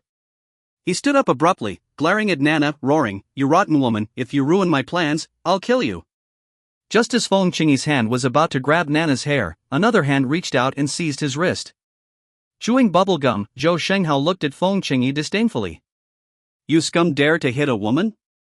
I can't stand by and watch. Let go. Mind your own business, or I'll beat you too, Fong Chingy yelled. Without a word, Zhou Shenghao punched Fong Chingy, making his nose bleed. Then he pushed his head onto the table, slapping his face. You scumbag. I'll teach you a lesson every time I see you. Now get lost. Nana smiled at Zhou Shenghao, swaying her hips as she left the cafe, then got into Qin Feng's car. Boss, everything you asked for is done. When are we going to see the houses? Now, Qin Feng said, in a good mood. Without further ado, he drove towards Scenic Garden sales office. Are you here to see the houses? As soon as they entered, a saleswoman approached. When she saw Qin Feng, she felt a sudden infatuation. He was so handsome. And he exuded a unique aura that no one else had. However, when she noticed the stunning beauty beside him, Wan Feng felt a bit disgruntled. All the good men were taken. Unfortunately, she was already 30 and still single, a confirmed leftover woman. Do you still have villas available here? Show me. Qin Feng said casually. Sir, are you buying a villa? Wan Feng was surprised that this handsome young man was buying a villa. She felt even more sour. Nana couldn't wait to look at the properties. Her lifelong dream was to have her own house in Jiangbei. She had been saving money for this moment, even resorting to questionable means with Brother Hao. Now, it seemed like a dream come true. Take her to see the houses. If she likes it, we'll buy it. Qin Feng sat down, indifferent. He didn't even ask about the price. He had converted tens of billions of dollars from the Golden Triangle into RMB, making him indifferent to prices. Sir, we need a deposit for villa viewings. Wan Feng said. Sure. The pin for this card is 6/8. Go ahead and swipe it. Qin Feng handed over a random card. After taking the card, Wan Feng glanced at the balance, eyes widening at the string of zeros. Her heart raced with envy and jealousy. What a super rich man. From the way this woman addressed him, she must be his kept woman. Why didn't I have such good luck? To be kept by such a wealthy and handsome CEO. I wonder if he'd mind keeping one more. After returning the card to Qin Feng, she led him to the VIP room, eager to please. Sir, what's your name? Qin. Mr. Qin, you're so good to your girlfriend, being so generous. Wan Feng tentatively asked. Hee, she's not my girlfriend. Mr. Qin, am I suitable to be your lover? I don't ask for much, just keep me, no need to buy me a house, I only need a monthly allowance of 100,000. I'm very skilled and can assist you with many difficult tasks. One is already a keeper, two are also keepers. I won't compete with the lady just now. Qin Feng was speechless. He felt like he'd walked into a nightclub. Were all saleswomen this unprofessional? Little did he know, the string of zeros in his account had already shattered Wan Feng's reserve and modesty. Faced with such a wealthy man, if she missed this chance, she might never find another. So Wan Feng couldn't wait any longer. Chapter 70, I want to marry you all. Miss, you may have misunderstood. Nana isn't someone I'm keeping. She's just an employee of my company. Qin Feng stood up, feeling like the saleswoman was about to sit on his lap. Huh? Wan Feng looked confused. An employee? What kind of company offers such great benefits, buying villas for employees? It sounded absurd. May I ask, Mr. Qin, what company is it? Are you still hiring? Wan Feng quickly tied up her hair, trying to regain her professional demeanor. We're fully staffed. Anyway, I don't want to waste too much time. Just bring the contract, I'll sign it, and when Nana comes back, just give it to her. Qin Feng didn't want to linger. Regardless of whether Nana liked the place or not, he paid the money and left in his Santana. After wandering outside for a while, it was time for dinner. Qin Feng was thinking of grabbing a quick meal when his phone rang. It was Su Chinging calling. Sis, did you call me? Xiaofeng, where are you? Sis is feeling down. Come over and have a drink with Sis. Su Qingying's voice sounded a bit weary, almost on the verge of tears. Qin Feng's heart tightened. Was Fong Chingy really that important to his sister? She's crying over that scumbag? Thinking of Su Qingying's teary-eyed appearance, he felt a pang of sympathy and quickly said, "Where are you?" "I'll come right away." Silver Star Restaurant. After Su Qingying reported the restaurant's name, she hung up. Qin Feng immediately shifted gears and stepped on the gas pedal, giving his Santana a sports car feel. In less than 20 minutes, he arrived downtown. After parking his car, he hurried towards the Silver Star Restaurant. In the lobby on the ground floor, Qin Feng immediately spotted Su Qingying. There was no escaping her beauty, she was always the center of attention. Su Qingying was sitting by the window, her chin resting on her hand, staring blankly outside. The table in front of her was already set with food and a bottle of red wine. "Sis." Qin Feng walked over and sat across from Su Qingying. She looked at Qin Feng and smiled. "Are you hungry? Eat up. I ordered your favorite dishes. How did you know what I like?" Qin Feng looked at Su Qingying's eyes intentionally, noticing a slight redness. She must have cried, but now she seemed normal, not like someone who just went through a breakup. "Of course, I remember. You used to come over to my house for meals all the time when we were kids. My grandparents loved you. I remember you said you wanted to marry all 7 of us." Su Qingying seemed to be in a better mood seeing Qin Feng. "Yeah, I remember. So, I really want to marry you guys. You can't back out." Qin Feng brought up the topic, wanting to see Su Qingying's reaction. "You're dreaming. I'm your older sister. How could you take what we said as kids seriously?" Su Qingying picked up her glass and took a sip, her red lips touching the glass, exuding a special charm. "Why not? We're not related by blood. I swore to protect you all my life," Qin Feng said seriously. Su Qingying was stunned for a moment, then hesitated. "Do you really mean it?" Qin Feng nodded. Now that Su Qingying was emotionally vulnerable, it was the perfect time. If he didn't seize the opportunity now, when would he? Su Qingying didn't say anything, her eyes turned back to the window, lost in thought. Qin Feng felt a bit anxious. Would being so straightforward upset his sister? But at least she knew his intentions now, preventing her from getting into another relationship. "Hey, isn't that Miss Su?" A somewhat sarcastic voice sounded. Hearing this voice, both Su Qingying and Qin Feng turned to look. They saw a woman in a cheongsam, carrying an Hermes bag and wearing a large diamond ring on her finger, walking towards them. The woman was called Zhao Qian, a former classmate of Su Qingying in college and even a roommate. However, their relationship was far from friendly. During college, Su Qingying was the campus belle, pursued by countless suitors, including a senior Zhao Qian liked. However, this senior paid no attention to Zhao Qian and pursued Su Qingying wholeheartedly. After several unsuccessful confessions, he planned to indirectly win Su Qingying's favor by bribing her roommates to speak well of him. Zhao Qian liked that senior, and although she didn't refuse his request, helping the person she liked pursue someone else caused her considerable pain. Gradually, resentment towards Su Qingying grew in Zhao Qian's heart.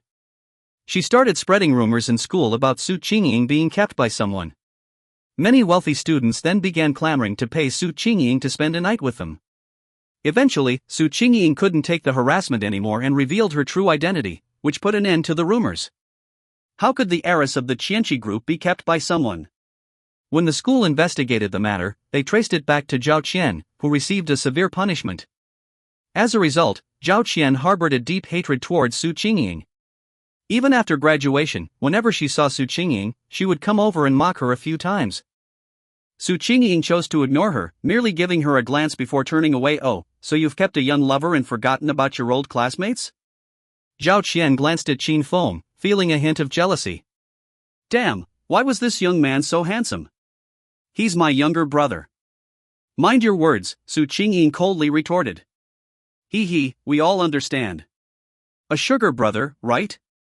But you, an old cow, sure know how to eat tender grass." Zhao Qian's voice raised, attracting the attention of everyone in the restaurant. She felt quite pleased, intending to embarrass Su Qingying. A frown appeared on Su Qingying's face. She was already in a bad mood, and now Zhao Qian was provoking her. She was about to splash the red wine on her.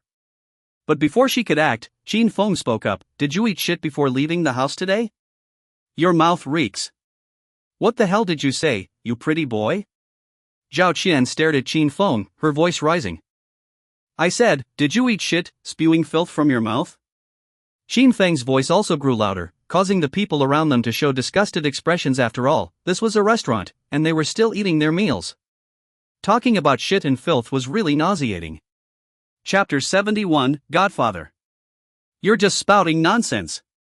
Zhao Qian screamed like a cat whose tail had been stepped on, Qin Feng's words almost driving her to lose her sanity. After all, she was a beauty who had risen in status, now associated with a wealthy man. She never expected to encounter someone audacious enough to insult her like this. In that moment, she raised her hand, preparing to slap Qin Feng. "Zhao Qian, try laying a finger on him." At this juncture, Su Qingying's indifferent voice interjected, her pretty face turning icy. Though she knew Qin Feng held considerable power now, she couldn't help but want to protect him instinctively. Zhao Qian's raised hand froze as she felt the powerful aura emanating from Su Qingying, unable to bring it down. "Qian, what are you doing standing there?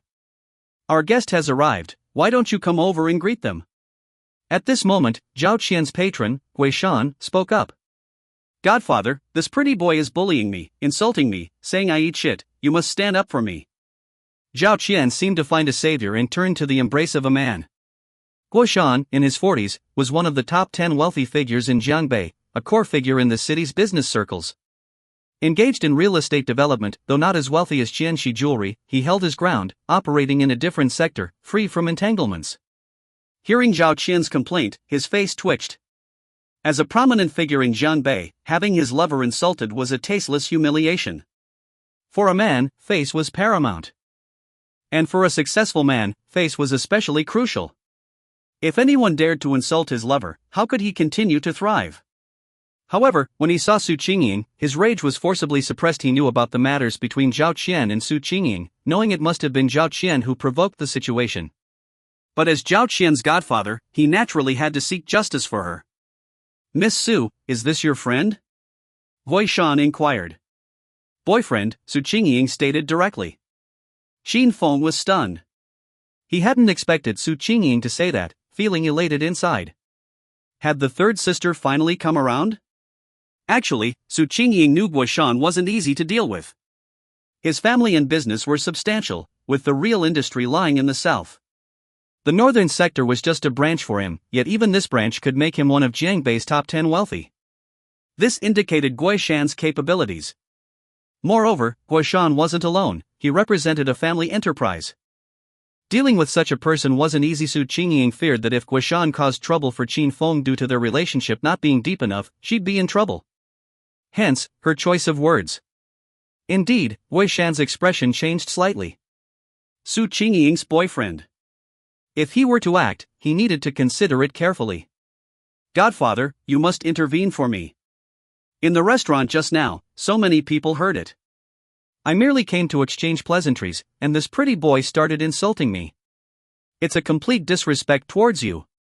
Zhao Qian began to whimper again, her pitiful appearance tugging at Guishan's heartstrings. Patting her shoulder, he said, all right, I'll handle this." He was also somewhat troubled. If this matter wasn't handled well, it would make him appear incompetent, becoming a joke in high society. Furthermore, his guests were watching on the side.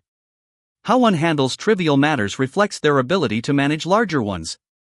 So, he had to handle this matter properly today, Miss Sue. Though our two families have intentions to cooperate, it's not quite appropriate for your boyfriend to insult my girlfriend.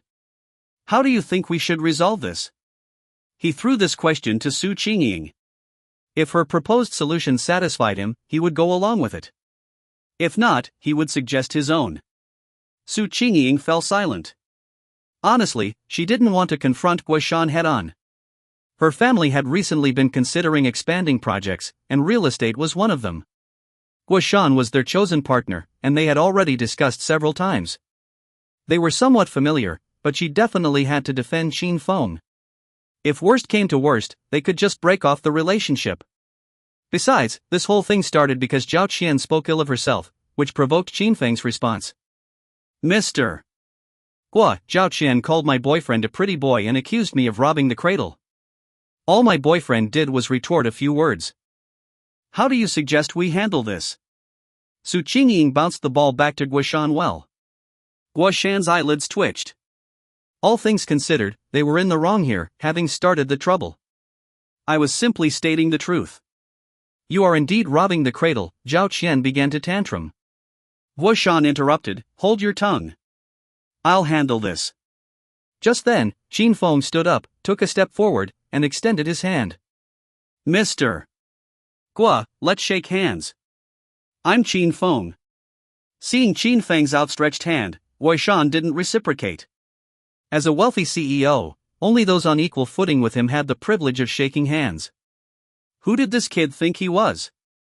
Did he really think he could shake hands with him just because he was Su Qingying's boyfriend? Noticing Guoshan's refusal to shake hands, Qin Feng didn't mind. He simply pulled him over and whispered something in his ear. Guoshan's anger instantly dissipated, replaced by a mix of astonishment and excitement as he looked at Qin Feng. Bro, what you said is true. His voice trembled. Of course it's true. Everything I said earlier, do you agree? Qin Feng replied. Guoshan nodded, his voice grave. As long as you can deliver on your words, we're brothers from now on. Godfather, what are you doing? That brat insulted me. Not only are you not helping me vent, but you're also becoming brothers with him. Are you not caring for me anymore? Zhao Qian cried out upon hearing Guoshan's words. Slap. Guoshan's hand landed on Zhao Qian's face, roaring, this whole situation is because of you. Apologize to Miss Su and Mr. Qin. Zhao Qian was stunned. She never expected Guoshan, who always doted on her, to hit her. Though she felt aggrieved, she could only follow Guoshan's instructions.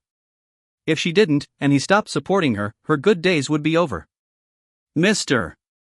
Gua, since you have guests, please go ahead and attend to them. Here's my business card. Feel free to give me a call when you're free.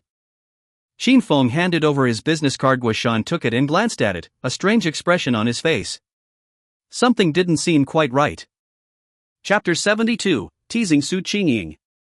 As Guoshan departed with his guests, the commotion subsided. Qin Feng and Su Qingying resumed their seats.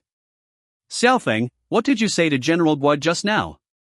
Su Qingying wore a face of childlike curiosity. She had been prepared to confront Guoshan today, but Qin Feng's whispered words had diffused the situation, arousing her curiosity even more. Though she was generally amiable, Su Qingying's curiosity often became burdensome when left unsatisfied. Sleepless nights and lost appetites followed any unanswered questions. Now, her large eyes remained fixed on Qin Feng, a silent insistence for answers. You want to know? Qin Feng smirked, surprised by this endearing side of his third sister. Being stared at by such a pure and beautiful woman was indeed enjoyable. Well, would you kindly tell me, please? Su Qingying's voice carried a hint of coquettishness. Qin Feng felt his bones turn to jelly at the sound. He shifted his chair closer to Su Qingying and chuckled, you called me your boyfriend just now, does that count? As Su Qingying blushed at Qin Feng's mention, she huffed proudly, I'm your third sister. I said that just to protect you. Don't you go getting any funny ideas. Oh, in that case, I suppose what I told General Guo remains a secret. After all, it concerns his privacy, and I can't divulge that to someone who isn't close, Qin Feng said, taking a sip of his drink. Am I not close to you as your sister? Su Qingying retorted. Sisters don't have intimate privileges, Qin Feng remarked. Su Chinging, annoyed, muttered, "You ungrateful wretch. I've helped you with your company and even gave you a card, yet you claim we're not close. Different kinds of closeness, my dear. As long as you acknowledge what you said earlier, I'll tell you what I told General Guo," Qin Feng said with a smirk, finding this playful banter quite enjoyable. "TCH, do you think I care? I'll just ask Gui Shan. Our families are about to become partners, I bet he'll tell me," Su Qingying scoffed, unaffected by Qin Feng's attempts at coercion. "If I've already said it's General Guo's privacy, why would he tell you?" Qin Feng replied before resuming his meal, untouched thus far. Seeing Qin Feng's refusal, Su Qingying stamped her foot in frustration. She knew Qin Feng had ulterior motives, yet her insatiable curiosity urged her on. Biting her lip, Su Qingying finally made up her mind. "You tell me the answer, and I'll consider what I said about you being my boyfriend," she declared. "Hee, that sounds fair," Qin Feng agreed. Setting aside his chopsticks, he rubbed his hands together and motioned for Su Qingying to come closer. Su Qingying leaned in eagerly. In the next moment, their eyes widened simultaneously. Their lips brushed accidentally. Qin Feng felt a fleeting sensation of fragrance and softness, indescribable in words. Su Qingying, stunned, couldn't believe she had just given her first kiss under such circumstances. Her face, already tinged with a blush, now resembled a ripe apple, tempting to be bitten. She took several deep breaths to steady her racing heart, then took a sip of wine to calm herself. As for Qin Feng's whispered words earlier, they were already forgotten. At that moment, her mind was consumed by the sensation of their lips touching. Though it was but a brief touch, Su Qingying would remember that feeling forever. Realizing she couldn't stay with Qin Feng any longer, she felt a sense of urgency. Initially upset over Fong Chingy's matters, those thoughts were now completely overshadowed by considerations of her future interactions with Qin Feng. Furthermore, if she truly became Qin Feng's girlfriend, how would she explain it to her other sisters? Su Qingying suddenly felt a bit flustered, unable to fully accept the idea. She had just gone through a breakup, and now she was about to embark on a new relationship? How was that any different from being a despicable woman? Standing up abruptly, she said, "I'm leaving, take your time with the food." Without waiting for Qin Feng's response, she briskly exited the restaurant. Qin Feng was left bewildered. What just happened? Wasn't she the one who wanted to drink with him because she was feeling down? The wine hadn't even been touched, and now she was gone. Could it be that he had gone too far with his teasing and made his third sister feel embarrassed? Sighing, Qin Feng realized he had been too hasty. He should have taken it slow. Girls like his third sister needed to be pursued gradually. He had been too forceful tonight. Feeling disheartened eating alone, he settled the bill and leisurely made his way home. As he arrived at the villa and was about to open the door, his expression suddenly froze. Slowly turning around, under the cover of night, he noticed a man and a woman walking towards him. Chapter 73, Visitors from the Gu Family. The moon shone brightly overhead, and the sky was adorned with countless stars. The air carried a chilly breeze as the man and woman, arriving, stopped 100 meters away from Qin Feng. Qin Feng's expression turned serious. He could sense that these two were not to be underestimated. The man, in his 20s, wore a checkered shirt and trousers, his appearance not strikingly handsome but possessing a unique charm that was captivating. He exuded a powerful aura, with 8 fully opened meridians, surpassing Qin Feng's own chi depth. His presence felt sharp and imposing, akin to an unsheathed sword. The woman, on the other hand, was a stunning beauty, tall and graceful, with delicate features. She wore a white blouse and shorts, her slender legs reminiscent of chopsticks, fair and straight, impossible to look away from. Her cultivation surpassed that of the man, with all 12 meridians fully open. "Whom are you looking for?" Qin Feng asked, though it seemed redundant. There was only one household by the lakeside, and it was evident they had come for him. However, he didn't recognize them. "Indeed, a handsome lad, even more so than what I saw in the water mirror." The woman spoke, her eyes almost sparkling with infatuation. Suddenly, blood dripped from her nose, forcing her to tilt her head back. "Cough, Lian Yue, mind your manners," the man coughed, somewhat exasperated. His little sister had an odd condition, she would nosebleed at the sight of handsome men. It was rather absurd. He looked at Qin Feng and said, "We are from the Gu family manor. I am Gu Qiji, and she is Gu Lian Yue. We've come to retrieve something from you. What do you want?" Qin Feng asked warily. Gu Qizhi didn't answer but glanced at the storage ring on Qin Feng's hand. Qin Feng's heart tightened. They were indeed after the storage ring. Gu Lianyue gazed at him and said, "Rest assured, we won't harm you, just hand over the ring, and we'll leave immediately. Of course, if you're willing to invite me in for a chat, I wouldn't refuse." Though Qin Feng found it strange that Gu Lianyue was nosebleeding, he coldly replied, "This ring was obtained through great effort. How can I simply give it away?" Young man, refusing a toast only to be forced to drink a forfeit. "Don't blame me for being impolite," Gu Qizhi said, his aura surging. "Brother, be gentle." "Don't hurt him," Gu Lianyue said, stuffing her nostrils with tissue paper. She truly admired Qin Feng's handsomeness. Spending all her days cultivating in the Gu family manor left her starved for such sights. And her brother was a martial fanatic, prone to heavy-handedness. She had to warn him first. Seeing the impending confrontation, Qin Feng decided to act first. He stirred his qi, and with a splash, dove into the lake. Both of them were stronger than him. While the woman appeared gentle, the man's fierce aura made Qin Feng feel he might not be a match. It would be foolish to fight against them head-on. Gu Qizhi and Gu Lianyue were left dumbfounded by Qin Feng's sudden retreat. They had never encountered such a cowardly cultivator before, fleeing even before a fight. It was pathetic. "Humph, do you think you can escape?" After a brief moment of astonishment, Gu Qizhi jumped into the lake, giving chase. Gu Lianyue remained on the shore, watching Qin Feng. Her eyes sparkled. "Even his swimming is so handsome." Under the moonlight, on the surface of the lake, two figures could be seen chasing each other. Qin Feng had been adept at swimming since childhood, effortlessly assuming various positions. Strangely, he felt a subtle movement of the dragon pattern on his back upon entering the water, making him feel even more at home, swimming joyfully like a fish. The pursuer, Gu Qizhi, was no weakling either. With 8 meridians open, he gathered his true qi at his feet, propelling himself like a swordfish, swiftly approaching Qin Feng. However, speed in water never matched that on land. Coupled with Qin Feng's ability to propel himself with qi, Gu Qizhi couldn't catch up for the moment. The lake, neither too large nor too small, witnessed the two figures circling around like a pair of mandarin ducks frolicking in water, completing several laps. After half an hour, Gu Qizhi began to feel the strain. Maintaining such rapid swimming speed for an extended period, even with his ability to propel himself with qi, left him exhausted. Reluctantly, he climbed ashore, panting heavily, and shouted at Qin Feng, who was still swimming like a fish, "If you have the guts, come up and face me." Qin Feng sneered at such provocation, gesturing rudely with his middle finger. "If you're so brave, come down and chase after me." "You." Gu Qizhi was furious, turning to Gu Lianyue beside him. "Is there any way to force him up?" Gu Lianyue said softly, "This villa should be his. What if we destroy it? How would he react?" She didn't like the idea either, but the storage ring was too crucial for them. There were probably only a few storage rings in the entire martial world. Gu Qizhi's eyes lit up. Why hadn't he thought of that? His little sister was indeed full of mischief.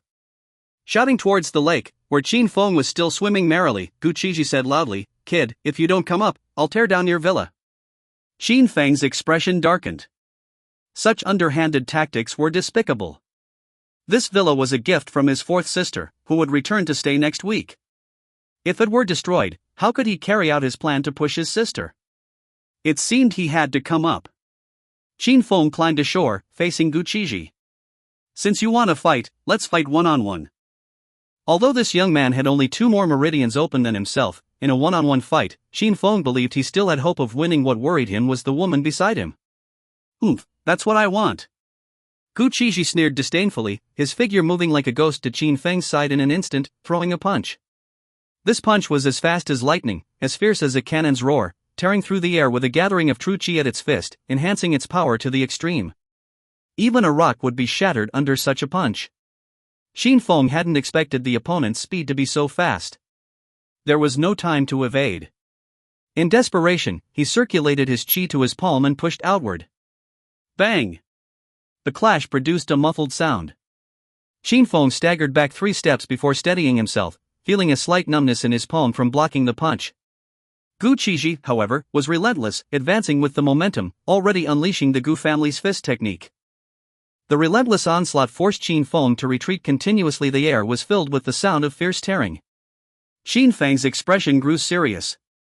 Gu Qizhi was indeed the first true expert he had encountered after his fortuitous encounter. His fist technique was impeccable, free-flowing, seemingly chaotic yet balanced in offense and defense. For a moment, Qin Feng found himself in disarray, merely parrying. If the lake weren't a bit far, he would have considered jumping in again. Chapter 74, Masterful Practice? Amidst the relentless onslaught akin to a tempest from Gu Qizhi, Qin Feng felt himself akin to a lone boat on the vast sea, at risk of being engulfed by colossal waves at any moment. Had his soaring dragon steps not reached a stage of partial mastery, he might not have evaded such assaults. For a moment, he appeared somewhat disheveled in his entirety. Thunk! With a dull sound, as Gu Qizhi's figure flickered, he appeared behind Qin Feng. Seizing the moment before Qin Feng could turn, a fist landed squarely on his back, causing him to stagger several steps forward before barely regaining his footing. Yet, Qin Feng felt no pain. Instead, a cool sensation washed over him, as if the true energy from Gu Qizhi's fist had entered his body, momentarily disrupting a yet unopened meridian point. No pain? Momentarily stunned, Qin Feng quickly regained his composure. If he didn't feel pain from his own strikes, what was there to fear? Observing Gu Qizhi advancing once more, he promptly turned, presenting his backside. Gu Qizhi's brain experienced a brief malfunction. Had this lad lost his mind? Instead of facing his attacks head-on, he exposed his back? This was a glaring vulnerability, utterly devoid of defense. Even Gu Lianyue, who had changed several tissues for nosebleeds, noticed Qin Feng's action and hastily advised, "Third brother, don't harm him. Subdue him and retrieve the ring." Hearing this, Gu Qizhi involuntarily eased his force. Their initial intent in coming here was to avenge Gu Yuan. However, upon clashing with Qin Feng, they realized he was incapable of killing Gu Yuan.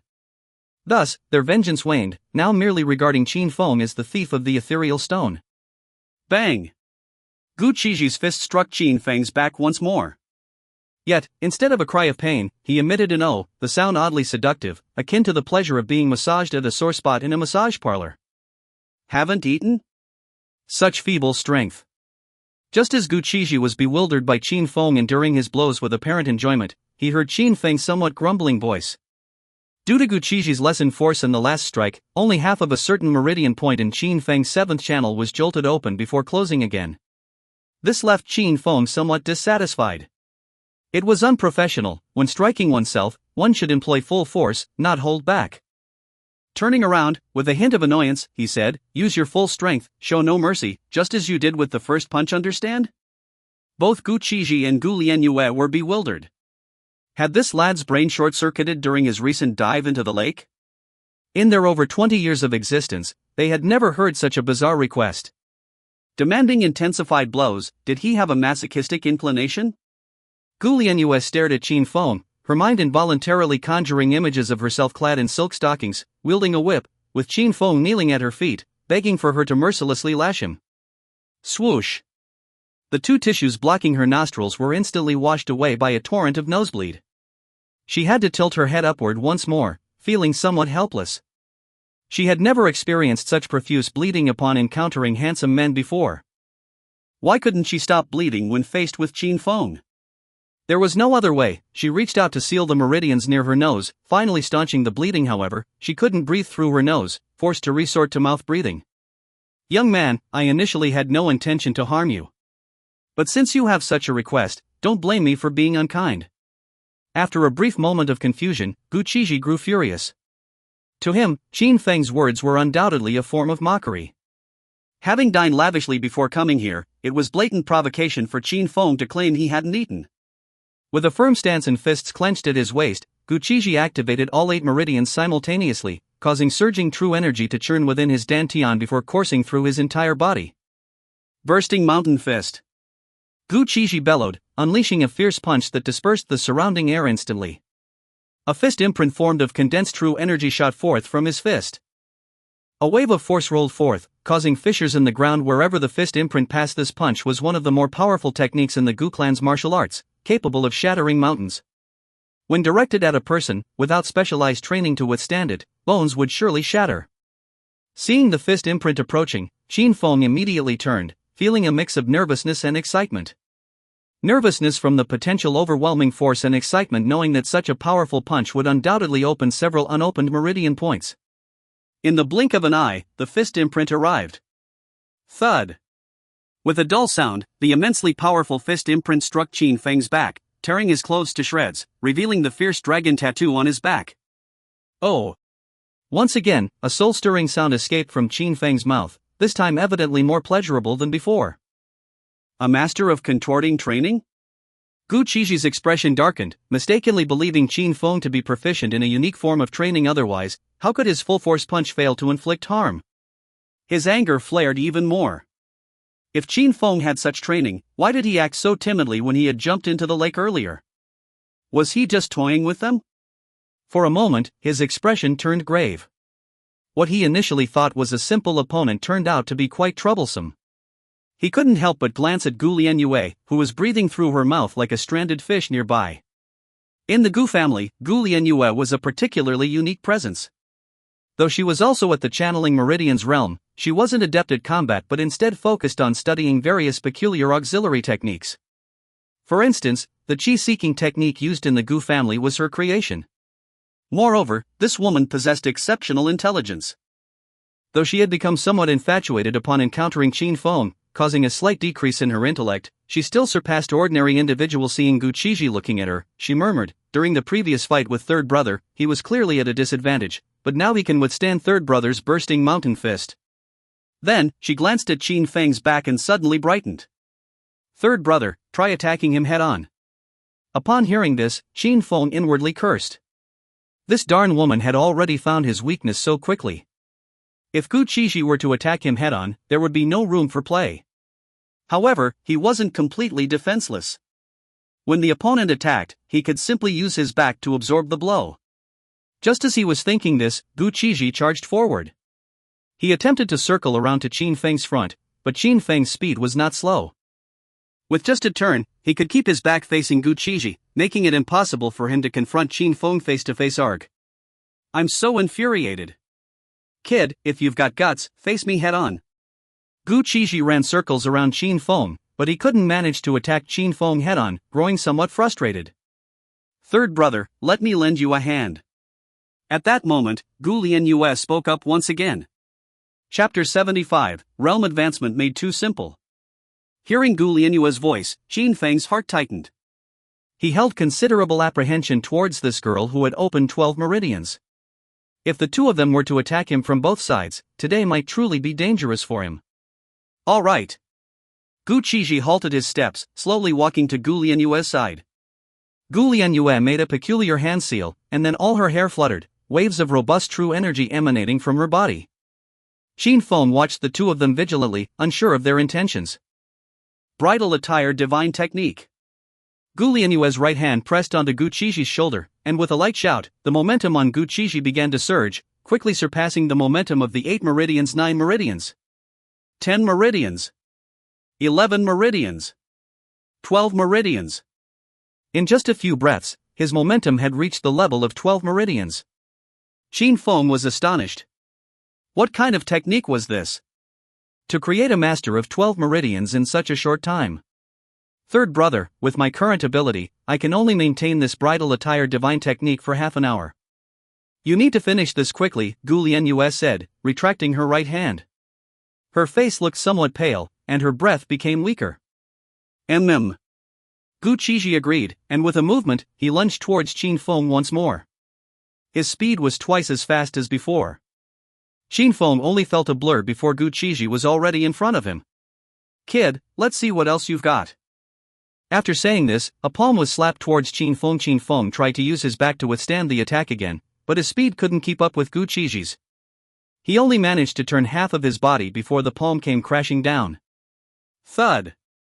Gu Qiji's palm struck the side of Qin Feng's waist and abdomen with tremendous force, sending him flying and crashing to the ground.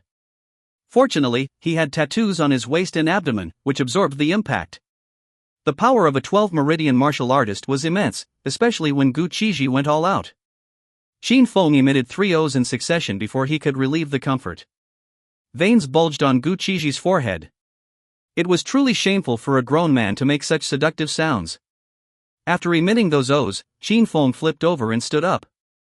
To his surprise, under Gu Qiji's palm strike, all the acupoints on his 7th meridian had been shaken open. He quickly circulated his techniques, allowing streams of spiritual energy to enter his body, circulating within the newly opened acupoints, then transforming into true energy. Qin Feng felt that his body seemed a bit lighter than before, and his mind a bit clearer. Overjoyed, he waved at Gu Qiji. "Come again." Gu Qiji naturally felt Qin Feng's increased momentum, paused for a moment, wondering how this kid could also advance his cultivation. However, he had no time to consider it further. After all, time was limited. If he couldn't defeat Qin Feng before the bridal attire divine technique's effects wore off, he would be at a disadvantage. Chaotic meteor strike. Gu Qiji bellowed explosively, soaring into the air. The majestic true energy contained within his arms surged out violently. When he was at the 8 meridians, executing this move was somewhat strenuous due to the massive expenditure of true energy. But now, he effortlessly unleashed it. Moreover, launching this move from the air sealed off all directions around Qin Feng with dozens of fist imprints, leaving him nowhere to defend. Boom! Boom! Boom! The air resounded with continuous explosions as countless fist forces descended from the sky, the ensuing gusts flattening all the vegetation on the ground. A martial artist with 12 meridians already possessed the strength of 5 horses. Under full force, the impact was truly formidable. A cold smirk crept onto Gu Qiji's lips. "This time, let's see how you dodge." However, his smirk quickly froze, veins bulging on his forehead. He swore he had never seen such a bizarre martial artist in his life. Qin Feng suddenly exerted force with his feet, channeling all his true energy into them. The soil beneath his feet instantly softened like tofu, causing him to sink in. He only sank to waist level, lying flat on the ground with his head and arms buried, leaving only his back arched on the surface. Boom! Boom! Boom! The continuous fist forces pounded on Qin Feng's back, producing muffled sounds amidst the seductive moans from Qin Feng. However, with his head buried in the ground, the sound seemed less clear to him. Gu Qiji was about to explode with rage. Was this guy an ostrich? He actually resorted to this method to defend against his chaotic meteor strike. At that moment, he felt utterly powerless. What shocked him even more was that Qin Feng's momentum had once again increased, reaching the level of the 8th layer of the meridians. This made Gu Qiji feel a sense of despair. He had trained diligently for over 20 years, never taking a day off, only to reach the 8th layer of the meridians. Yet this kid, without doing anything, was promoted by 2 realms with just 2 punches from him. This, comparing people, was just too depressing. Seeing no movement, Qin Feng pulled his head out of the soil. Although his face was covered in dirt, making him look like Sun Wukong, his eyes were exceptionally bright. A smile that couldn't be concealed appeared on his face. Promoting realms was so simple. Just let others beat your back, feeling neither pain nor discomfort. He had previously foolishly wasted time on cultivation. Pulling himself out of the ground, Qin Feng propped up his left elbow with his right hand, extended his left hand, and pointed his index finger at Gu Qiji, brimming with confidence. "Come on." Gu Qiji's eyes widened, his teeth clenched, wishing he could devour Qin Feng alive. "You forced me into this." Each word was pronounced with emphasis, and his aura surged like a tsunami, unexpectedly rising once again. "Third brother, don't." Seeing Gu Qiji about to use the clan's secret technique, Gu Lianyue couldn't help but exclaim in shock. The aftermath of this secret technique was extremely severe. Once used, the practitioner would be paralyzed for 3 months. However, its power was formidable, capable of doubling or even tripling the power of martial skills. At this moment, Gu Qiji was so enraged by Qin Feng's taunting words that he disregarded the consequences and prepared to use the secret technique to utterly defeat the kid who dared to mock him. Feeling the violent aura emanating from Gu Qiji, Qin Feng also felt that something was amiss and quickly focused his attention, watching the opponent without blinking. Gu Qiji's feet moved in a mysterious footwork, his hands dancing, creating layers of afterimages accompanied by thunderous movements, like the background sound effects accompanying the protagonist's ultimate move in a costume drama, exuding an air of grandeur. Dragon Sun Fist. Gu Qiji roared loudly, his momentum reaching its peak, before unleashing a punch. Chapter 76, The Realm of 10 Meridians. A thunderous roar. The might and forcefulness of this Dragon Sun fist were simply staggering, making the previously displayed mountain-crushing fist by Gu Qizhi seem as feeble as an infant's attempted combat compared to it. The entire space reverberated with the booming sound of cannons, as a semi-transparent fist energy, condensed from true qi, locked onto Qin Feng with an irresistible momentum, charging ferociously through the void. All around, the flowers, grass, and trees were shattered by this violent fist energy, countless fragments scattered through the air, exuding a resolute aura. Wherever the fist energy passed, the ground caved in, cracks appearing, spreading rapidly towards Qin Feng's position along with the fist imprint. Facing this fist, Qin Feng felt a sense of crisis rising within him. Even before the fist reached him, the ferocious fist wind made his skin ache as if being cut by numerous blades. Just as he turned around, the fist arrived. Boom! With a loud explosion, Qin Feng was sent flying, his blood and qi churning within him, making him feel uncomfortable, but soon he began to feel refreshed. This time, his moans were longer, and with each meridian opened, the pleasant sensation spread throughout his body, moans incessant. Even Gu Lianyue, not far away, blushed slightly, wondering what was wrong with Qin Feng. Thud! Qin Feng fell to the ground, rolling twice before standing up, looking refreshed. Under Gu Qizhi's fist, he broke through once again, opening 2 more meridians. This made him almost unable to stop grinning. Ha ha, delightful! Qin Feng burst into laughter, finding Gu Qizhi's gaze increasingly pleasing. This fellow was here to help him advance his realm. The stronger the techniques he displayed, the faster Qin Feng progressed. In such a short time, he had already ascended 4 minor realms. This rate of advancement was perhaps unprecedented. Seeing that even after using his secret technique, he still couldn't break Qin Feng's defense, Gu Qizhi's heart turned to ashes. Seeing Qin Feng had reached the realm of 10 meridians, he felt a desire to die. Thud! Driven by anger and desperation, he spurted out blood and fell backwards. Third brother. Gu Lianyue was greatly alarmed, rushing over. Seeing Gu Qizhi only fainting, she breathed a sigh of relief, but soon her brows furrowed because the side effects of the secret technique had begun. All the meridians in Gu Qizhi's body began to close, his body weakened to the extreme, his breath as fragile as a strand of silk, as if he could die at any moment. Alas, how did this happen? Why did he collapse like this? Hurry, bring him to my room. It's not a solution to leave him out here. Not so fast. Qin Feng, you're my adversary. How could I possibly bring him to my room? Glaring at Qin Feng, Gu Lianyue, breathing through her mouth now, not bleeding from her nose, was still able to communicate normally with Qin Feng. We're just here to retrieve what belongs to the Gu family. Although I don't know how you obtained the spirit stone, it's definitely not honorable. Also, my name is Gu Lianyue, not little sister. Rubbing his chin, Qin Feng, with his storage ring, knew that if these two weren't taken back by the Gu family, they wouldn't give up. It would be better to use them as hostages. When the Gu family sent more experts, he would have bargaining chips. Snapping his fingers, he said, "Actually, I am skilled in medicine. Your brother's side effects are nothing." Really? Gu Lianyue's beautiful eyes lit up, finding Qin Feng particularly handsome at this moment. Qin Feng smiled faintly, lightning-like. He reached out and pressed several acupoints on Gu Lianyue's body, rendering her unable to move. Gu Lianyue was momentarily stunned, unsure why Qin Feng was pressing her acupoints, but then she thought of something, her face blushing. She said, "Actually, if you want something, just say it, I won't refuse you. There's no need to press my acupoints. If I stay still like this, it won't be fun for you to play with me." Qin Feng was speechless. What was this beauty thinking? Did he appear to be such a shallow person? But this girl looked really good, not inferior to his sister, and she exuded a martial artist's aura, making her stand out even more. Without further ado, he first moved Gu Qizhi back to the villa, then lifted Gu Lianyue up. After placing the two on the sofa, Qin Feng went out for a while. An hour later, he returned with bundles of medicinal herbs in his hands. Then, he searched for the alchemy section in the chaotic dragon ascension technique, selected the simplest elixir, and began refining it. After a day and a night, Qin Feng came out of the room feeling somewhat exhausted. Alchemy was indeed a physically demanding activity, too difficult. Even with complete and detailed alchemy steps, he still failed to produce any elixir, only brewing 2 bowls of murky liquid. "Sorry, beauty, for my safety, I had to resort to this." Qin Feng held one of the bowls in front of Gu Lianyue, pinched her chin, and poured the medicine down her throat.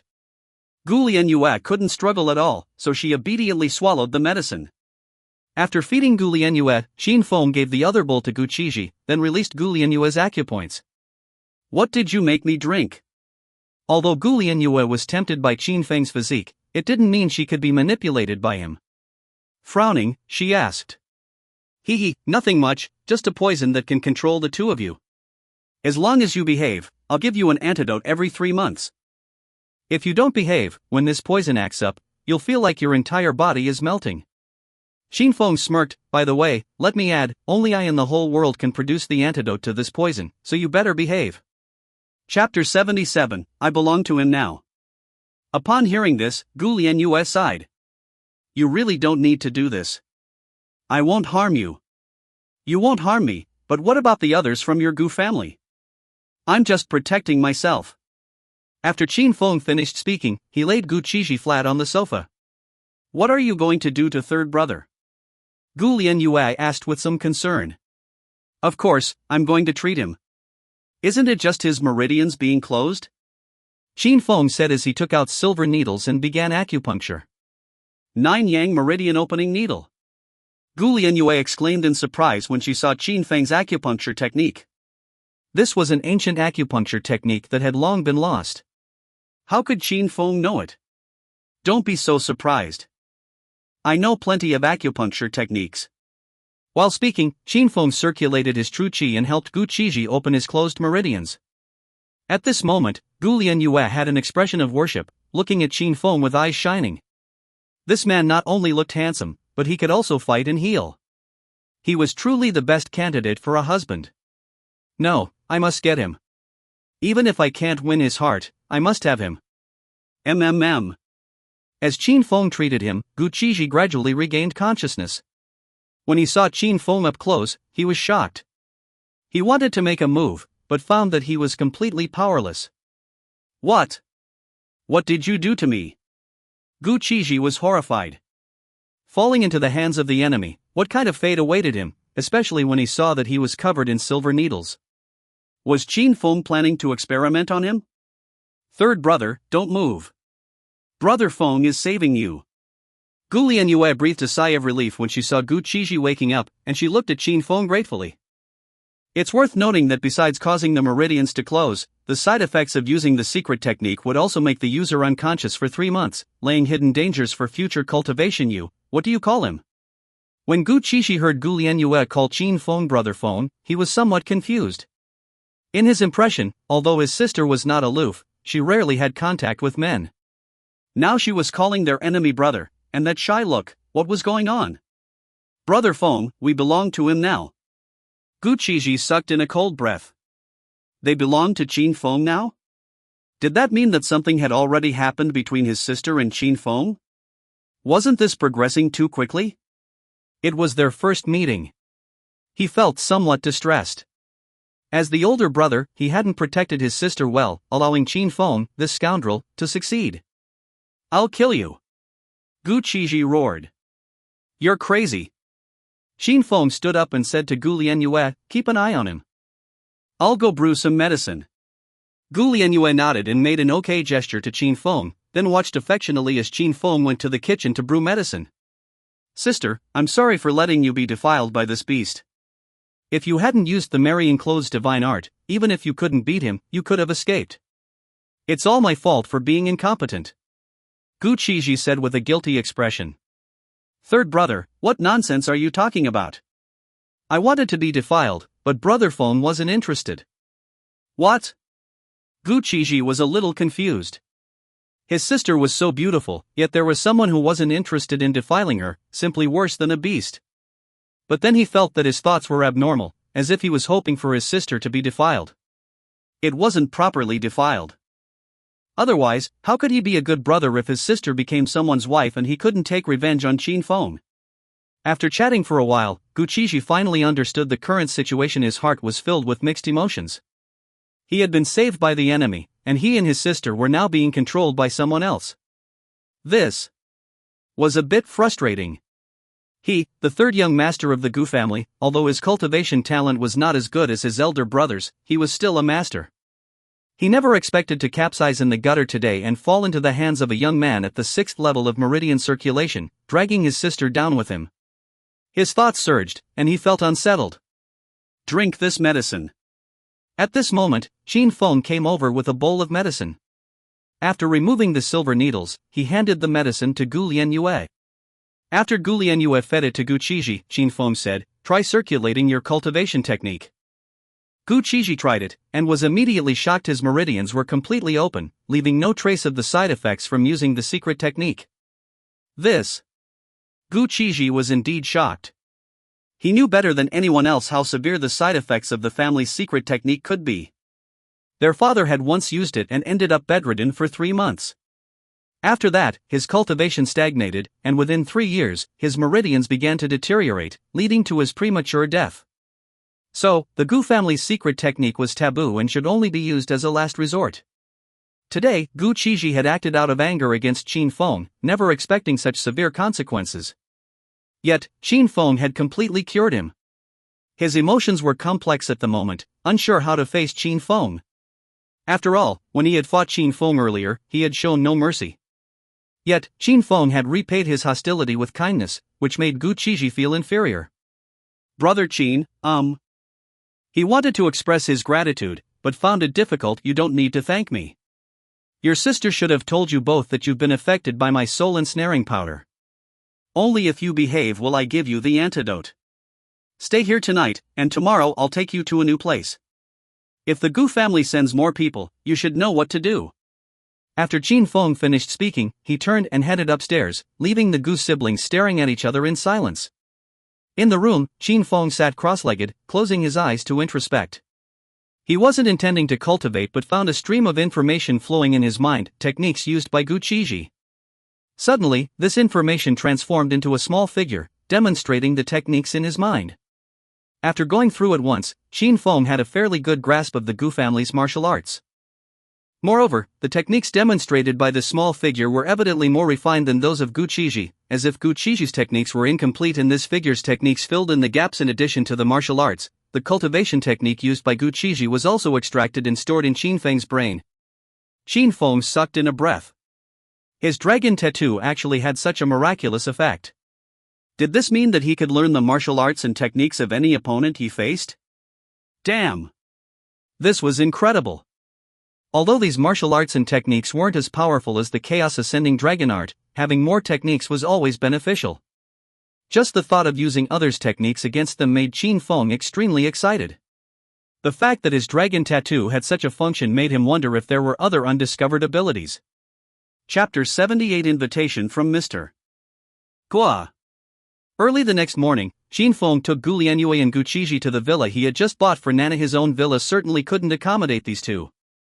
After all, the fourth sister was coming back to stay.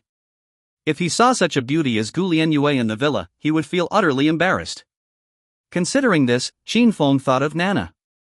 After all, the villa was spacious enough, and accommodating 2 more people wouldn't be a problem. Jinqiu Garden, Villa Area. Nana, Bingbing, and Rongrong, the 3 ladies, were already standing at the gate to greet them. Nana had a new house, so naturally, she would invite her other 2 good sisters. Upon hearing that Qin Feng was coming, the 3 women were extremely excited. They spent a full hour dressing up in the room, putting on clothes that best showcased their figures, and stood at the door. Although the 3 of them were good girlfriends, they all had their own thoughts, hoping that this wealthy diamond bachelor Qin Feng would take a fancy to them. If they could have some illicit relationships with him, then their long-term meal tickets would be secured. Bingbing and Rongrong were very envious of Nana. Not only did they live in the villa, but they also had a monthly allowance of 200,000 yuan. Although Nana would send most of this money back home, the remaining portion was enough for the 3 of them to spend. The 3 beauties were like a beautiful scenery, attracting the attention of the patrolling security guards, many of whom were secretly swallowing saliva. So beautiful, especially those legs, that waist, and that appearance, undoubtedly top-notch beauties. Soon, Qin Feng Santana appeared, and all 3 women's eyes lit up. They straightened their chests and lifted their heads, making themselves look more elegant. In fact, the 3 of them were secretly competing with each other to see who could develop a relationship with Qin Feng faster. When Qin Feng parked the car, the 3 women immediately swayed their hips and gracefully approached, wanting to open the door for him. However, before they could get close, the passenger door was opened from inside, and a woman who surpassed them in both figure and appearance stepped out. Especially her temperament, it instantly outclassed Nana and her two friends. After getting out of the car, the beautiful woman quickly walked to the back seat and opened the door, allowing Qin Feng to step out from inside. The faces of the three women suddenly turned unpleasant. With a woman's intuition, they could feel that the woman who outshone them was interested in Qin Feng. What did it mean for Qin Feng to bring a beautiful woman over? Could it be that he had changed his mind and wanted to take back the villa and let this woman live in it? Nana's face grew even darker because although she was living in the villa, the purchase contract was under Qin Feng's name in the future, the property certificate would also be under Qin Feng's name, and she only had the right to reside, not the right to use. After Qin Feng got out of the car, Gu Qizhi also got out of the driver's seat. He now acted as Qin Feng's driver. "Why are you all standing still?" "Let's go inside," Qin Feng said, seeing Nana and the others standing still, their faces as if they had eaten feces, feeling somewhat inexplicable. Was this a show of displeasure towards him? Getting a bit ahead of themselves, aren't they? Upon being reprimanded by Qin Feng, Nana and the others immediately came back to their senses and hurriedly put away their displeasure, leading the three of them into the house. Indeed, this villa was impressive, with 3 floors, decorated in a low-key luxurious style. After everyone sat down on the sofa, Qin Feng briefly introduced both parties. "Starting today, these two will also live in this villa. Nana, you can go to the labor market later and find 2 maids to take care of the villa's hygiene and cook for you." Nana kept her head down and remained silent, feeling very upset. It was supposed to be a villa bought for herself, but in the end, she casually brought people over to live in it, clearly not placing herself, the mistress, in his eyes. Bingbing sensed Nana's discomfort and fearing Qin Feng's anger, smiled and said, "Mr. Qin, speaking of hiring maids, I wonder how much the salary will be?" Qin Feng looked at the villa and thought that cleaning such a large villa would be tiring, and cooking for 5 people would also be a task. After some consideration, he said, "Let's give them 10,000 yuan, including room and board." 10,000. Bingbing and Rongrong were utterly shocked, and even Nana lifted her head. Gu Qizhi and Gu Lianyue had no reaction. The Gu family was incredibly wealthy, and they had little concept of money. "Mr. Qin, instead of hiring someone from outside, why don't I do it? This way, you can also feel more at ease," Bingbing suggested. Yes, those people in the labor market nowadays have low quality, they like to steal and pilfer. Doing small tasks like cooking and cleaning, we can handle it ourselves," Rongrong chimed in.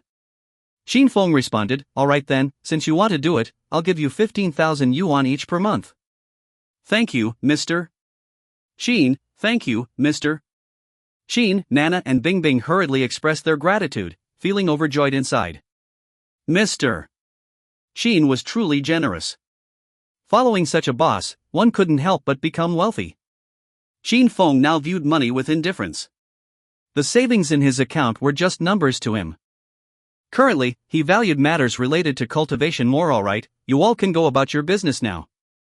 Call me if you need anything," Qin Feng said before leaving. Gu Lianyue stood up and went upstairs to choose her room. Gu Qizhi smiled and nodded at Nana and her friends before also heading upstairs. "Nana, what do you think is the relationship between that woman and Mr. Qin?" "It doesn't seem like Mr. Qin's kept woman," Bingbing asked. "Yeah, she probably isn't, otherwise why would she live with us?" Nana replied. "Well, it's not the best situation, but we sisters need to stand together. That woman doesn't seem like a simple character, so let's not provoke her," Rongrong advised. After Nana finished speaking, she looked a bit despondent. "Mr. Qin didn't even look at me when he left. Sigh, my makeup today was all in vain. Yeah, why don't we go out? If Mr. Qin doesn't look, there will surely be other men who will," Bingbing suggested. "Yeah, the 3 of us sisters look so beautiful today, we must go out and have some fun," Rongrong agreed. "You two go ahead, I'm feeling a bit tired," Nana said, getting up and returning to her room. Seeing Nana's mood, Bingbing and Rongrong also lost interest and turned on the TV. Qin Feng hummed a tune, feeling very pleased. He had recruited 2 thugs for free again. Although Gu Lianyue's combat ability was lacking, her skills in the mystic bridal arts were extraordinary. He had to make her cultivate quickly. Even though she had only opened 12 meridians so far, her potential was enormous. "That night, you didn't refuse me, that night, I hurt you." Just as Qin Feng was about to start the car, his phone rang. It was an unfamiliar number, so he answered it casually. Who's this? It's me, Chin buddy, Guishan. I wonder if you're free now, can we meet somewhere? Sure, mister. Gua, send me an address, I'll come over. Alright, I'll wait for you, Guishan said before hanging up. Shortly after, Chin Fong received the location from Guishan, Qingfeng Tea House. He opened his navigation and headed towards the tea house. Chapter 79 Nightclub Visit. Inside the private room of Qingfeng Tea House. After Chin Fong met with Guishan and they both sat down, Guishan said, Chin, I'm calling you bro now because what you said about my illness all matches up. I gave you face at the restaurant the other day and had Zhao Qian apologize to you. But if you can't cure my illness, don't blame me for turning hostile. Chin Fong smiled, don't worry, if I can diagnose your problems, naturally, I can cure them. As long as you can make me have a child, you'll be my sworn brother in the future. Whoever dares to bully you, I won't let them off, Guishan added. Hearing this, Chin Fong smiled faintly. Truth be told, Guishan's temperament suited him somewhat, and since he was also a cooperative partner arranged by third sister's family, Chin Fong didn't mind helping him out. A quick gunfighter's ailment was nothing serious in his eyes. Guishan then extended his hand and placed it on the table. Mr. Gua, what are you doing? Chin Fong asked. I'm taking your pulse. Don't you need to examine the body's condition by taking the pulse? Guishan asked strangely. No need, I can see where your problem lies at a glance, Chin Fong replied. Really? That's amazing. I didn't study much, so don't fool me, Guishan said with doubt. Alright, how about we go to your place now? I'll give you some acupuncture, and you can use your wife as an experiment.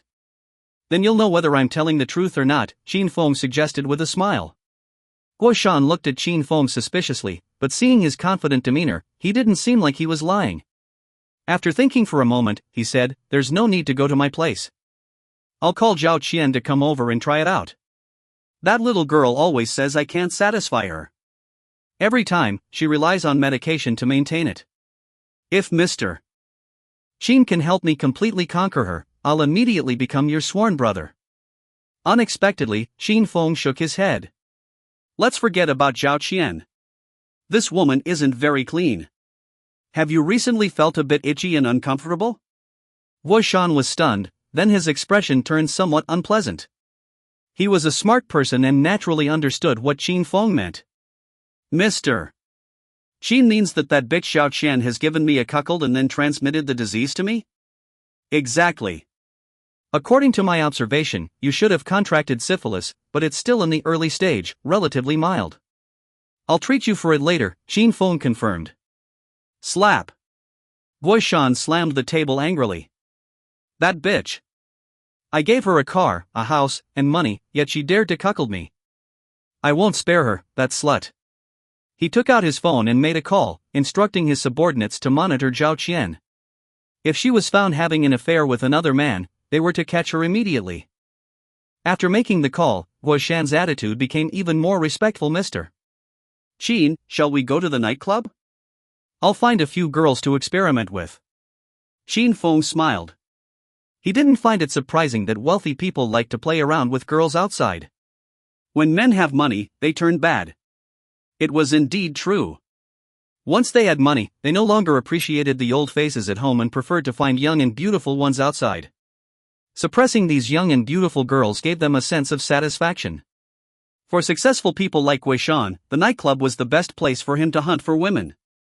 He even kept the manager's phone number and would go there whenever there were fresh girls to try out. Of course, each battle didn't last long. Although he took medication, his body had developed resistance, and he simply couldn't hold out for long. So sometimes he felt quite inferior. He had consulted almost all the famous doctors in the country. He had tried tiger whip, sheep whip, ox whip, and dog whip, almost everything, but apart from making him feel restless, they were of little use. Yesterday at the restaurant, Chin Fong immediately diagnosed his symptoms, making him feel like there was hope. So, after just 2 nights, he couldn't resist anymore. He was in desperate need of regaining his manhood. Hearing Guishan's words, Chin Fong didn't object. He admitted to himself that he had never been to a nightclub in his life, and since becoming wealthy, he had always been busy and had no time. Today, however, he could go and experience it. Of course, he didn't have any ulterior motives. He was determined to give his first time to one of the 7 sisters. Now he had narrowed down his choices, either Zhou Shuiwei or Su Chinging. Apart from being a bit lecherous, Guoshan was quite loyal and had business acumen. Qin Feng was happy to make friends with such a person. The Crown Nightclub. One of the top nightclubs in Jianbei. Guoshan was a high-level VIP member here. As soon as he entered, the 2 rows of black-suited men standing there all bowed respectfully. Mr. Gui, hello. It was obvious they were familiar with him. Ignoring them, Guoshan went straight in, with Qin Feng following behind. As soon as they entered, it was like entering a different world from outside. The loud music and the wave of heat hit them. In the dance floor, many men and women were dancing wildly, exuding youthful vigor. Guoshan paid no attention to them and led Qin Feng to the 3rd floor. The music here was much quieter. There were private rooms on both sides of the corridor, soundproof so that nothing from inside could be heard outside. At the end of the corridor was a luxurious hall, exuding an aura of affluence. Guoshan led Qin Feng to the hall and sat down on the sofa, then took out his phone and made a call. Sister Hong, I brought a friend to play. Do you have any high-quality ones recently? Bring them all over for me to see. Soon, a woman in her 30s, wearing a red dress that exposed most of her skin, came over with 5 or 6 girls. Oh, Mr. Gua, you're finally here. I thought you had forgotten about me, Sister Hong said with a sweet smile as she sat down next to Guoshan, ready to act coquettishly. But when she saw Qin Feng next to him, her eyes widened. Damn! There's such a handsome guy here. The 6 girls she brought also had their eyes on Qin Feng. 4 of them started breathing faster, as if they were suffocating, while the other 2 pressed their chests, trying to control their rapid heartbeats. Mr. Gua. Guoshan, who is this handsome young man? Sister Hong asked somewhat nervously, her voice becoming much more serious, even distancing herself a bit from Guoshan to avoid giving Qin Feng a bad impression. This is my little brother. You better recognize him, Guoshan laughed, then added, keep these girls. I'll take them all. Sister Hong was taken aback. Was he being so aggressive today? Usually, it would take less than 10 minutes for one, but today he wanted 6. Perhaps it would be over in a minute. But Guoshan was a god. Whatever he said, naturally, was the truth. After keeping the 6 girls, Sister Hong glanced reluctantly at Qin Feng and then left. She was aware of her own situation. A woman like her, who had been around the block, simply wasn't worthy of such a handsome guy. Ah, fate plays tricks. If I were 10 years younger, I would definitely chase after this handsome guy, even if I had to pay for it.